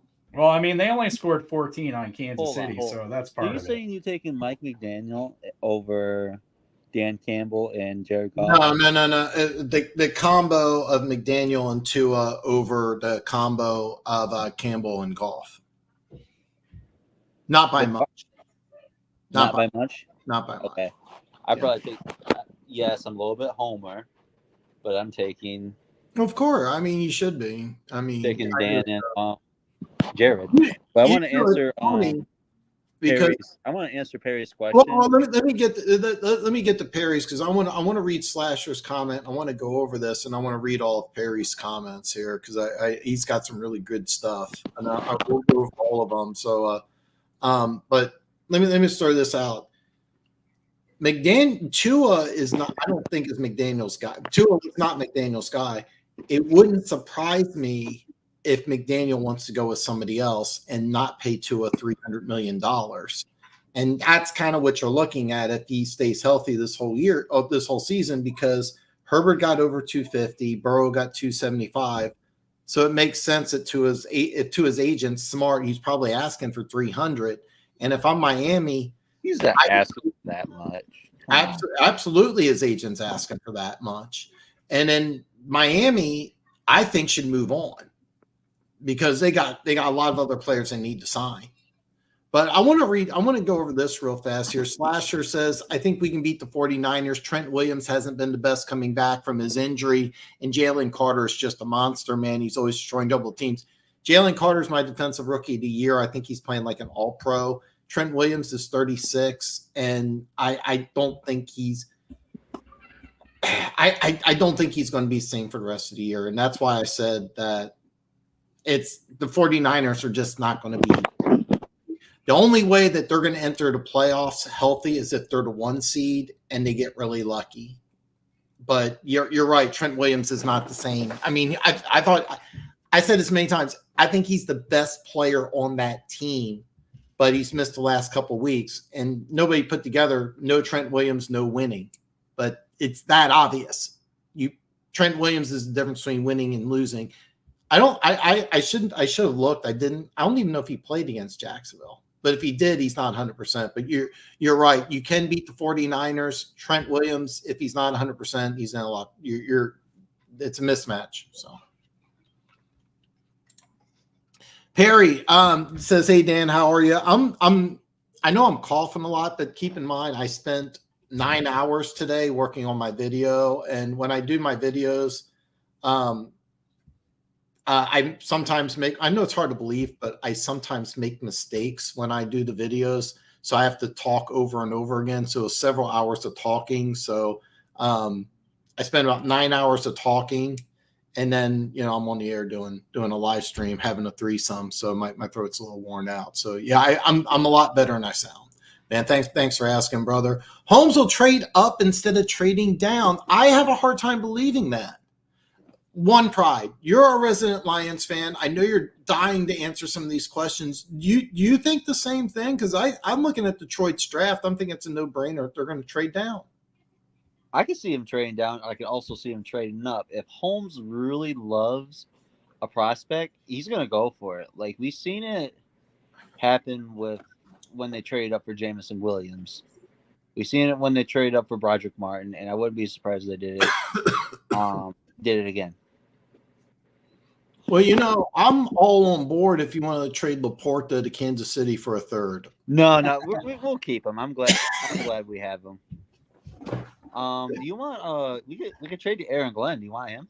We're going to pass on Aaron Glenn. I would love to have him as a defensive backs coach, but there's no way he's doing that. Keys, I know it's a little outside your wheelbarrow. Sorry. Excuse me. Oh, my bad. We'll give you Jerry Jacobs. We'll give you that one. So I know it's a little outside of your realm of expertise here. John Dorsey was a guy that always traded down, didn't want to trade up. Now, technically, he traded for Mahomes, but that was I think we both agree that was more Veach than Dorsey. Do you have an opinion here? I'm looking at this draft. I've been looking at mock drafts just a little bit. I have a hard time seeing the Lions trade up. Do you have a thought or an opinion? I think it depends on, one, it depends on where they're drafting at or where they're slotted to draft at. Two, it depends on who they want. Yeah. I don't think you get stuck in I trade up or back. That's kind of a Bill Belichick thing. Brady Will Harris. But, I don't think you can necessarily say one way or the other, because if you look at Brett Veach himself as a GM, he has matured in that way, of instead of always trading up, picking his spots, and, his maturity now through that process of being a GM led him to having one of the best drafts in at least in Kansas City history, if not in NFL history last year in 2022. So, I think it comes down to to those two things. And I'm sure their process is, fairly similar. Brett Veach, worked under John Dorsey, and I know Lions fans, John Dorsey isn't the GM. We know that. So Brad Holmes, and the cookie jar though. John Dorsey, right. That front office. I think what I read, Dan, was that John Dorsey only puts like 50 to 75 players on his board. Now, that doesn't mean Brad Holmes only puts 50 to 75, on his board since he's the GM. But that's what I heard, that John Dorsey only puts guys that he sees as draftable players on there, which, I think kind of gives you a proclivity to move up more than back. But at the same time, it comes down to what players and what pockets those players are in, like where the value, is at, and how much of a jump there is to your next pocket of players. But, say they're at 24 where, you have them. I would have them, based off of my tiers here, they would be at 28, but based off of my preseason Super Bowl matchup, they would be 31. And so 31, there's not even any reason to talk about it. I don't even think there's a reason to talk about it necessarily at 28, but I think 24 makes it even more of a coin flip, because you're at that place where you can move up into the teens or even up to 10 if somebody falls. Otherwise, you can move back and swap with a Super Bowl team at 31, 32 who wants to come up, kind of like the Chiefs did, moving up to get Trent McDuffie. So, that can make sense to where you move to 31 or 32, and then you move back again when a team wants to jump back into the first at the end of it because there's a player they really like and they don't want to risk him going early in round 2 or wanting that 5th-year option. So I'm not giving you a set answer, because I think the answer is either or. Well, it's. I think we finally got Buffalo to admit that they wanted McDuffie instead of Khalil Elam. I think we finally got them to admit that. So Perry says the value of a first-round pick is 5 years. Here's the thing, Perry. I'm looking at the Lions team going into next year. I'm not looking at an obvious spot that you really need to get somebody. I'm not looking at. I went to this year. And I was like, okay, I was thinking wide receiver, but Gibbs, speed, explosiveness. Yeah, I disagree with that, though. Campbell, I'm looking at that, fills a need at linebacker. You got your corners. Branch is going to play safety. Is there? Oh, so okay. So let's ask you this here, One Pride. What's the spot that you absolutely got to improve on? Easy defensive tackle. Why wouldn't you do that in free agency? I don't think there's anyone available in free agency. Or a trade with Kansas City. There you go. I'm not really sure if the Lions want to give up Aaron Donald money, because if we did that, I mean, Sewell would leave, Noah Monra. I'm pretty sure fans would not like that. I'm looking at. So you would rather trade up in the draft than go after some guys in free agency. Because I'm looking at the defensive line. I wouldn't, excuse me. We were talking about Chris Jones. I'm thinking you go at the second tier, kind of get 1 or 2 guys. Plus, you got Broderick Martin. You're gonna have to pay McNeil some money. Yeah, but you need another consistent threat next to Hutch. He's your only consistent defensive lineman. All right. I think that I would do something different, but you have to understand, if you go after one of your guys, you're gonna have to give a lot of draft capital. I think it'd be better just to get a guy in the second round, but like I said, I threw out 24, but Keas has a lot of Keas makes a lot of sense. Makes a lot of sense. Here's my thing. What the Lions to kind of do. I would kind of like the Lions to sign Jalen Johnson, because I don't think the Bears are going to re-sign him, because they're going to pay Sweat a lot of money, and they lowballed him a little bit, and I'm not sure Jalen Johnson was thrilled with that. Well, I'm on level with you. It'd be tough. I mean, he's going to cost some money. But I'm going to read some of these other ones.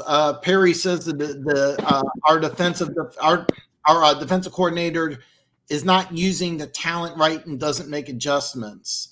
I'll tell you what, I thought he did a good job against Kansas City for the most part. I know the next week they gave up 37 against Seattle. They had a bad game against Baltimore. I didn't like what they did against the Chargers, but is that kind of standard for I'm kind of looking at Detroit and I'm watching some of their games. I thought the defense was overall pretty good, but I didn't like the way they played against the Chargers in the second half. I think the Twins win because of our defense. That's kind of the way I look at it. I want to go back, Dan, and kind of hit two birds with one stone there and hit on one, what the alternative would be for the Lions with their defensive line, and two, kind of hit on that last comment from Perry there is you could move on and in lieu of going out and securing a better defensive tackle, you could move on from Aaron Glenn and bring back Chris Kosurik, or however you say his name, the all-star defensive line coach for the 49ers as your defensive coordinator. And that could be the way that you scheme to help Aiden Hutchinson, and you can get by with a little bit, lesser talent around him. So no, I agree. I don't think Aaron Glenn's a good schemer anyway. He's really bland in his schemes, and he doesn't run any stunts. Perry, I love the Bruce Irving signing. He's a player I really, really like. I wanted Frank Clark to re-sign back in Kansas City. I thought Seattle made a good move in signing him, but a guy like Frank Clark would have made sense. But Bruce Irving's a guy, played defensive end and outside linebacker, really great athlete. But towards the end of his career, he had a few good years with Seattle. I think it's a great signing because I think what you're asking him to do is play 15 to 20 snaps, and that's perfect for a guy who I believe is 34, 35. Great signing. I like it. I don't expect him to turn into Von Miller or anything like that, but I do think he'll be effective. Perry, this is probably the question you're looking at. Go ahead and answer this one. Definitely run more van, and as I said, run some more stunts, blitz more, like do something a little bit different. You're doing cover for a zone, and you're getting absolutely torched by doing it. I think that'd be a good idea. Actually, to be honest with you, I was kind of surprised, but that you said that. But then again, after watching that second half of the Chargers game, I was pretty disappointed. Perry nailed it right here. Daniel and Hill are the reason to us playing well. I got Tyreek Hill as my MVP. I think he's the reason why they're scoring over 30 points a game. He's the number one reason. I think he's having a great year. Tua was drafted before McDaniel got there, and that's just going to be an interesting story because they have to figure out that contract situation, and that's just going to be tough. The Finns need to tag Tua with first and third round picks and see if a team would bite. And there are some teams out there. That's a big question. Do you want to take a guy like Tua, or do you want to roll the dice in the draft? And that's going to be a big question because there are some good quarterbacks coming out. The 49ers need to draft O-line and William replaced with Young. They're going to roll Trent Williams unless he retires for one more year, and they've been trying to do that for a while. And then Chase Young, he'll probably leave this offseason. I don't think they can do that now, Dan. They picked up that second 3-year option on Trent Williams. Yeah. Williams is our guy. He's got to stay there. I mean, the plan is for Trent Williams to be the starting left tackle going into the 2024. And then, but I mean, it would. You remember that you lost McGinley or McGinchley, whatever you want to say it. They lost him in free agency. Denver gave him something like $90 million over 4 years. He's the highest paid right tackle in football. So, but loading up on the offensive line would make a lot of sense. Chase Young, I don't see how you re-sign him, but maybe he wants to. Maybe he loves San Francisco. I don't know. You have to resign him. You traded for him. Well, his contract's up after this year, Chase Young. Yeah, And by the way, yes, who would be a good signing for Detroit? There you go. he's going to get paid. Yeah, he's going. Yeah, I think Detroit would be perfect. And Lions fans love Ohio State players. That's just common sense. I could care less either way. I'm more of an MSU guy. I know, and I'm not even going to rub it in what happened because that's kind of a sad story. Holmes has moved up more and trade down. I know that, Perry, but this is the first time since I think 1920 that you're picking below 20. So it's a weird. It's a new day. It's going to be weird for Detroit fans. Decker's getting long in the tooth. We need defensive line and defensive help, and then Brad Holmes is a drafter. Yep. I love the draft. I was critical after round 1. I thought they reached, but I liked the players. I thought they picked way too high. Brian Branch in the second round was a steal. I have no idea why the Chargers passed on him, even though they got my wide receiver number 1. They're not really using him, even though they got injuries at the wide receiver course. That looks like a bad move. Hendon Hooker in the third round, a guy that I easily thought you could have drafted in the first round and been okay with, is a steal. You got somebody else in the second round who I really like. And I'm just, Laporta, who everybody thinks would look much better in the Chiefs uniform. That's easy. Everybody, even Lions fans would rather see Laporta playing red. Oh, by the way, you're a little off about his blocking. His blocking is absolutely. He's a really good blocker, and I think you don't give him enough credit for that one. I think he's a wide receiver. I think he's an all-around. I think he's a receiver. I think you can call him tight end all you want, but and by the way, his agent's smart. His agent is trying to say, hey, he's more of a wide receiver than a tight end, and who doesn't want double the money?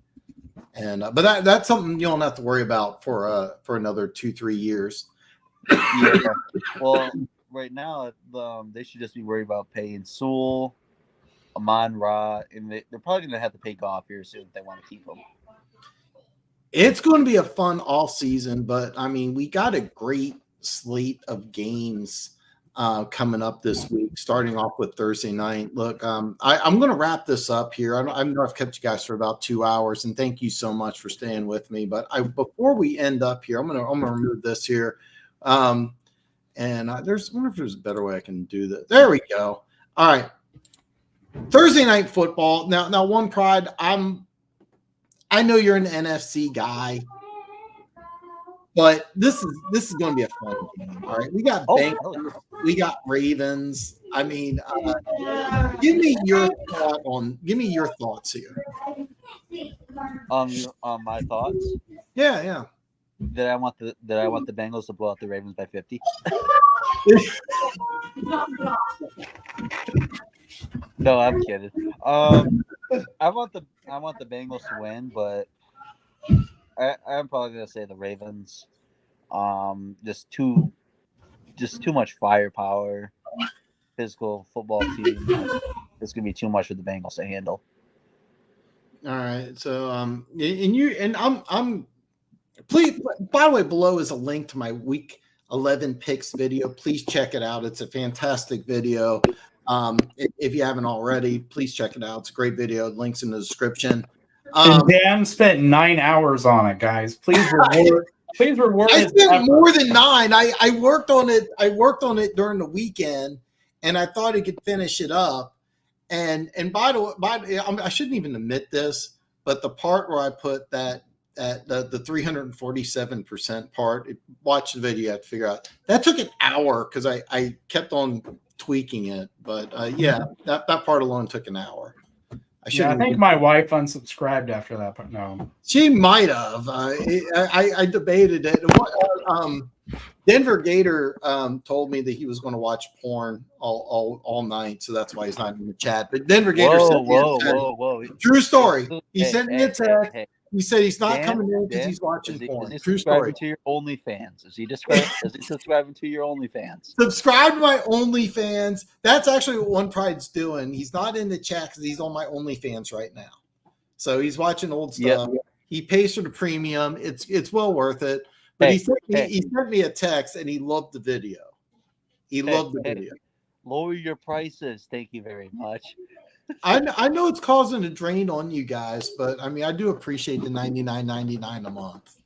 I do appreciate it. Okay. All right. I know One Pride pays it, and so is Keas, and Denver Gator is watching some OnlyFans right now. That's why he's not in the chat. But he sent me a text like just a few hours before the show, and he's like, "Dude, I love the video. You did a great job." So thank you. And I got a comment. I was actually going to put the comment on as to why I'm salty towards Lions fan, but it was a nasty Lions fan. And as Keas was talking about an hour earlier, I was getting ready to put it on, and the guy deleted it. Hey, we know we don't accept him as Lions fan based on. Holy cow, 16. Oh, Gibbs is showing why Holmes wanted him. Ben Johnson's finally using Gibbs right. You know, Perry, it's funny. I'm the only person in the world that'll tell you I disagree with that 100%. I think that giving him 25 plus touches in November is a huge mistake. I want to see him get those touches in playoff time. By the way, if you go into the playoffs and Gibbs is banged up, I'm going to sit here and go, I told you so. And I disagree with that. But One Pride, tell me I'm wrong that, give the 195-pound running back 25 touches a game. Dan, we gave him 12 carries. Same thing with Monty. Like it's an even split. Yeah, I think the bigger thing is, and Dan, I sent you this link, I think, like 4 weeks ago, so you could play it on your show for Lions fans of, I believe it was Austin Eckler. Right? Is that who it was? Yeah, it was talking about why he wasn't getting the touches. And it was a legit reason from a starting star caliber running back. So, it's like, it's not that Ben Johnson is finally using him right. It's more of he's finally getting to the point that he can be properly utilized in the offense. Because I mean, I think sometimes, and maybe it's because of the proclivity of like undrafted free agent running backs to just come in, and seemingly start right off the bat, that we think that any running back in college can just become like the featured back in an NFL offense without having to work on things first. So, I mean, it's find that video. It's taking Bijan a minute to get going, really. So I was wrong. I was wrong. He had 17 touches. Last week he had 30. He had 31, and I think 31's a huge mistake. And against Baltimore, he had 20. I think you should use him less, to be honest with you, Perry. I'm a very distinct minority there. Dude, we very distinct like 12 minority. times. Huh? You only ran the ball like 12 times last I touches. Oh, touches? Yeah. And I really think the magic spot is under 15 touches a game. And I would even say 12. Now, getting to the playoffs, give them over 20. But in November, getting beat up by 20 touches against the Ravens doesn't make any sense. I mean, you got other players. You're down by 30. You're not going to win that game. Don't beat them up. Barry, you are 100% correct. I actually thought that they were working on something to get ironed out. But yeah, he's going to be resigned soon. Perry asked, do you think Joe Burrow is still hurt? I don't think so. I don't think so. I think they I I think that they were really overlooking Houston and really looking at Baltimore. I thought they kind of overlooked Houston. That was my opinion. Keas, did you get a chance to watch that game at all? What's your thoughts on that? No, that game was not available where I'm at, much to my anger. So at some point I might have to actually break down and get NFL Sunday ticket. But yeah, of course, you saw where I had the Bengals on my tier there. I think that for the most part, they're trending in the right direction. And I think that's mostly due to the fact that Burrow is finally healthy or mostly healthy at this point. So, yeah, I don't think that's it at all. Yeah, I don't think he's banged up. I really think they just kind of overlooked Houston, and they were really circling the Ravens on that one. But, by the way, we had the best running back duo in the league. Don't tell me otherwise. Perry says, "What's over under and Swift being at the next game?" Okay, so please watch my video. I give you the amount that she's going to be on. She is not confirmed, but she will definitely. I can almost promise you she's going to be at Monday. She's going to be at Arrowhead for Monday night. I can almost promise you. Has to. It's karma. Yeah, got to. Yeah, she's changing words in her song to match Kelsey. At least I saw the video. Believe it or not, I'm not a big Taylor Swift fan. So now, One you're a big Taylor Swift fan. What song is the one that she's changing to match Kelsey? It's a popular song. I don't know it. I know you know it. So I mean, maybe you can enlighten everybody. Perry, she will definitely be at the next game. And if you watch my picks video, I give you the over under on how many times the camera will see her, and I'm taking over, by the way. Now Swift is going to Kansas City games. What's Kansas City record with her there? Keas, correct me if I'm wrong. They're undefeated when she's there. Yeah, I think it's what, 2-0? 2-0, and then 1-0 in New York. So I'm wanting touches. I can care less about yards. Less than 15 touches during the regular season. I think anything over 15 touches is bad. Get to the playoffs, and then you use them over 20. But I think getting them beat up now is a big mistake. But do the number of touches really matter more than like the impact of those touches?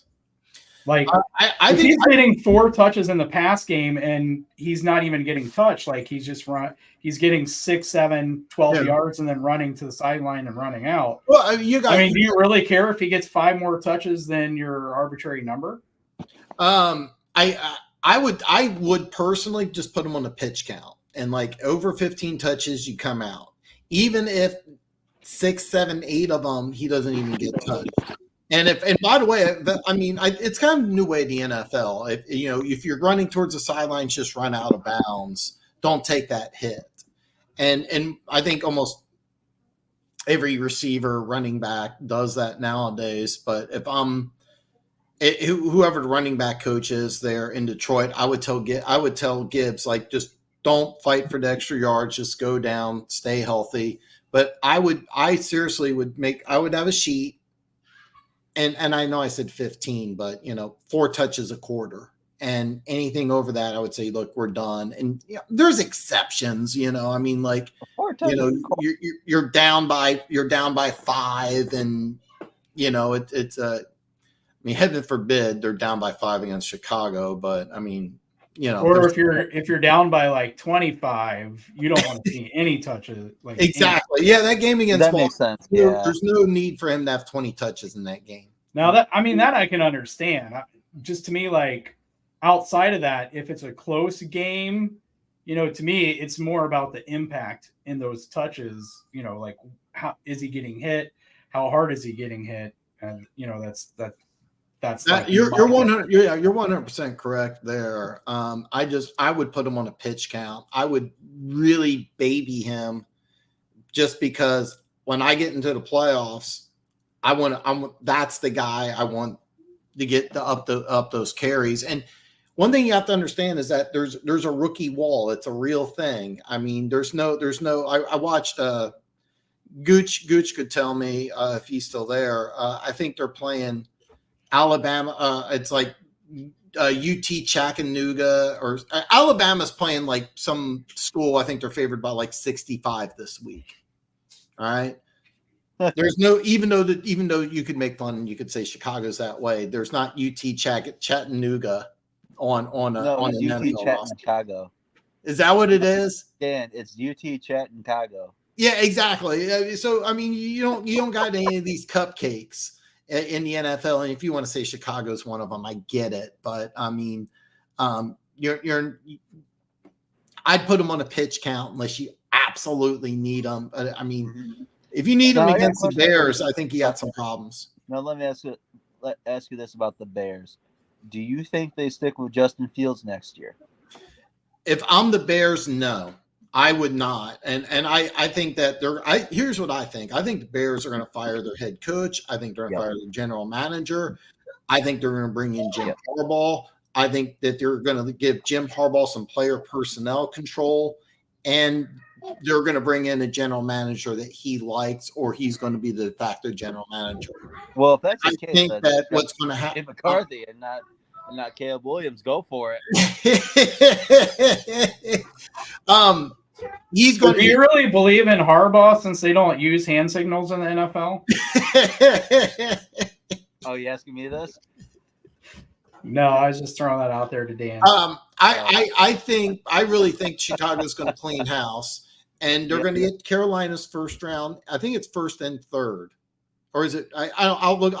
They're getting their first. I don't know if they're getting anything else.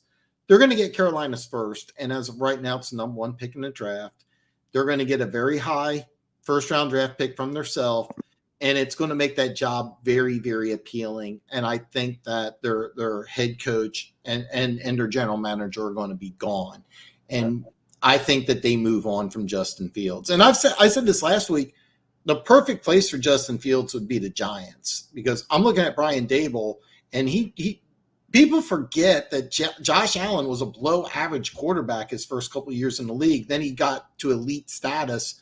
I'm looking at Dable, and by the way, Dable leaves for the Giants. His plays dipped. So I'm looking at Justin Fields. You could probably get him for a fourth round draft pick, and you could do something. See, if they hire Harbaugh, I see this in the draft. With the first pick of the 2024 NFL draft, the Chicago Bears select J.J. McCarthy, University of Michigan. Oh, that will not happen. But I don't know. I want to put it past them. That will not happen. But it wouldn't surprise me if because Harbaugh's had communication with Caleb Williams. I'm pretty sure he's had communication with Drake Moy, whatever.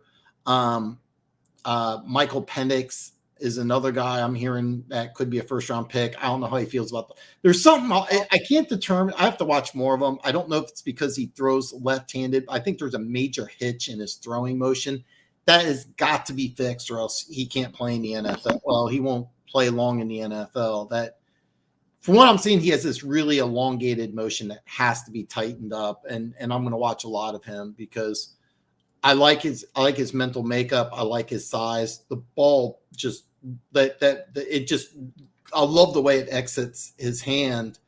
His throwing motion is I don't know if it's just because he's lefty, but it looks way too long. Do you think that can actually get fixed though? Like going back to Tim Tebow days, because I believe that he was a great leader and I believe he's smart, and everything, but he was supposedly working with a big time, quarterback coach or whatever throwing mechanics guy. I don't remember if it's the one Brady was using or Peyton Manning or whatever. And so, there was like a little bit of hope that he would actually be a decent NFL quarterback, because that was like the big concern was his throwing motion, but he wasn't able to, to fix it. And to me, I don't know Tim Tebow enough, but everything I believe I know about him was he had a great work ethic. And it's kind of like, is that something that's actually fixable? Because if it is, then why wasn't Tebow able to fix it? Certain quarterbacks can fix it. Jalen Hurts improved massively from Alabama to Oklahoma, from Oklahoma to the draft. When he left Oklahoma and when he went to the draft, his throwing motion almost completely changed, and it was so much more tighter and it was so much more compact. I'm trying to think of the Marshall quarterback who was the Buccaneers offensive coordinator when Brady was there his last year. Please tell me you'll remember his name. I'm drawing a complete blank. Leftwich? Yes. Byron Leftwich had the same problem. He was the 8th overall pick, and he just had this really long throwing motion, and he could never fix it. Same thing with Tebow. Jalen Hurts fixed it. I think it depends on the individual, but when I watched Pendix play, I can't determine because it's completely different when you're a lefty. It's completely different. I think maybe it has something to do with leg strength. Like, obviously, Jalen can squat a lot. Mm-hmm. You know, Tim and others might need that to get some arm strength on there, where Jalen and you know, Josh Allen, Patrick Mahomes, they can generate it very well with just their, you know, their leg or their exactly hip torque. Exactly, because I absolutely like the ball just fly, like he made a few throws. I'm like, that's an NFL throw. You got an NFL. He's got NFL arm talent. He's got NFL arm strength. I love his mental makeup. He looks like he's bigger than Caleb Williams. That's another thing I like is that I think Caleb Williams is probably playing at like 205, 210, and he'll need to put on like the NFL 20. Hey, Keas, I got a question for you. So, out of all the NFL head coaching vacancies that's going to be open next year, who do you think is the most attractive job? Out of the ones we expect to be open. Yeah, expected to be open. I mean, the Raiders are already open right now. That's one. Yeah, I mean, I actually think Antonio Pierce is gonna keep that one, but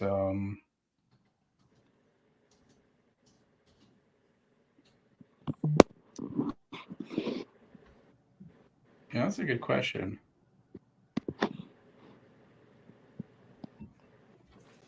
Well, you know, actually, if you don't mind, do you mind if we table that one? Because that is a great question. I want to get some of these comments knocked out, and then I want to wrap up. But I want to table that if I can get One Pride to come. One Pride said he unless things have changed, he said he's going to come on next Tuesday.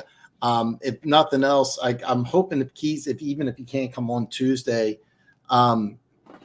we started a group chat, and it's something I want to talk about before Black Monday, and I think that's a great idea. I would love to do a Black Monday show. I think I'm going to do that. That sounds like a great idea, and if you want to come on, we can do a Black Monday live stream. I think that would be great. Oh, I have all next week off. Most attractive jobs and who's going to go to those jobs and stuff like that. If you have next week off, Keas, I would love it if you would come back on. I'd like to table that because I kind of want to wrap up here in the next couple minutes. I apologize. I ran out of coffee. I ran out of water. And cocaine. I have no cocaine. But is there any way Packers move on from before love after 2024? I think there's a good chance. I want to talk about this next week. I think LaFleur could be fired. I don't think Harbaugh would do that. Harbaugh understands football. Shoot, I'm sorry. Tim could not do well in this. It's funny because when he played fullback or whatever, I really think that if he came into the NFL and decided to play fullback or tight end, and it would have worked if somebody would have been very creative. I can't believe I'm forgetting his name. Number 7 on the Saints, played quarterback at BYU. Yeah, use him like Taysom Hill. That would have worked. Which quarterback from the draft is going to have to be the most? Perry, it's all about outside circumstances. It really is. You got to have the right coach. You have the right general manager. You have to. It's all from outside circumstances. I think if you put Caleb Williams on if you have to put Caleb Williams on a team like Chicago, and you don't fit the offensive line, and you got Eberflus as a defensive-minded coach, he could fail. Same time, you get an offense coordinator like Ben Johnson, put him down in Atlanta, team that has a decent offensive line and some weapons, and you can get Caleb Williams to go there, team with a good defense, weak division, then he could, have some success. It's all about external circumstances with the quarterback position. Everything By the else way, got to be okay. Ben Johnson's going to go to a certain Chiefs rival, and I don't think you guys want him going there. It's going to be interesting. He's going to have his options, and I'm dying to talk about this because what's better, going to an established quarterback and a bunch of talent with high expectations, or going to a team with draft picks and low expectations? And it's going to be really interesting. It's going to be a lot of fun, but hopefully, but I like the one idea. I like the Black Monday idea, and kind of go from there. This is going to be the last question because I'm kind of falling apart here. I apologize, guys. One Pride. What team might be a surprise opening? Ooh, that's a good one. That's a really good one. I'm gonna just throw a dart at the dartboard. I'm gonna say the Saints. Dennis Allen. I like it. Keas, final thoughts, words, and answer to what team may be a surprise opening. Yeah, you got me there again. So, you say surprise, so I think it would almost have to be a team like the Packers. Yeah, I think the Packers are a surprise team. And by the way, Kellen Moore could be good for LAC. My final thoughts are, I mentioned Packers. I'm going to give you my buddy Buffa, who did my draft special, said that this would be the final year for Bill Belichick. I think that's definitely possible. There's been rumors that if Belichick goes, that the Patriots really want to bring in Mike Vrabel. My surprise opening is going to be the Tennessee Titans.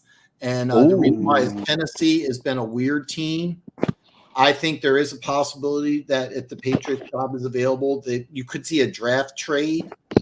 You could just see Vrabel having a fallout. Remember, he was beyond pissed about the A.J. Brown trade. He was not consulted about it. He did not sign off on it. It may be a situation where the Titans and Vrabel, leave after this season. And that would be my surprise one. But I also think Green Bay is a definite possibility. So, guys, listen, thank you for everything. One Pride, Keas, thank you so much for joining. And if you got off next week, Keas, you want to come back on Tuesday? Sure. As far as I know, I should be good. All right. So One Pride said he's going to come in, and Keas is down for another threesome, which is going to be awesome. Guys, thank you so much. Don't forget to check out my picks video, and I'll be back on Friday. You guys have a good week.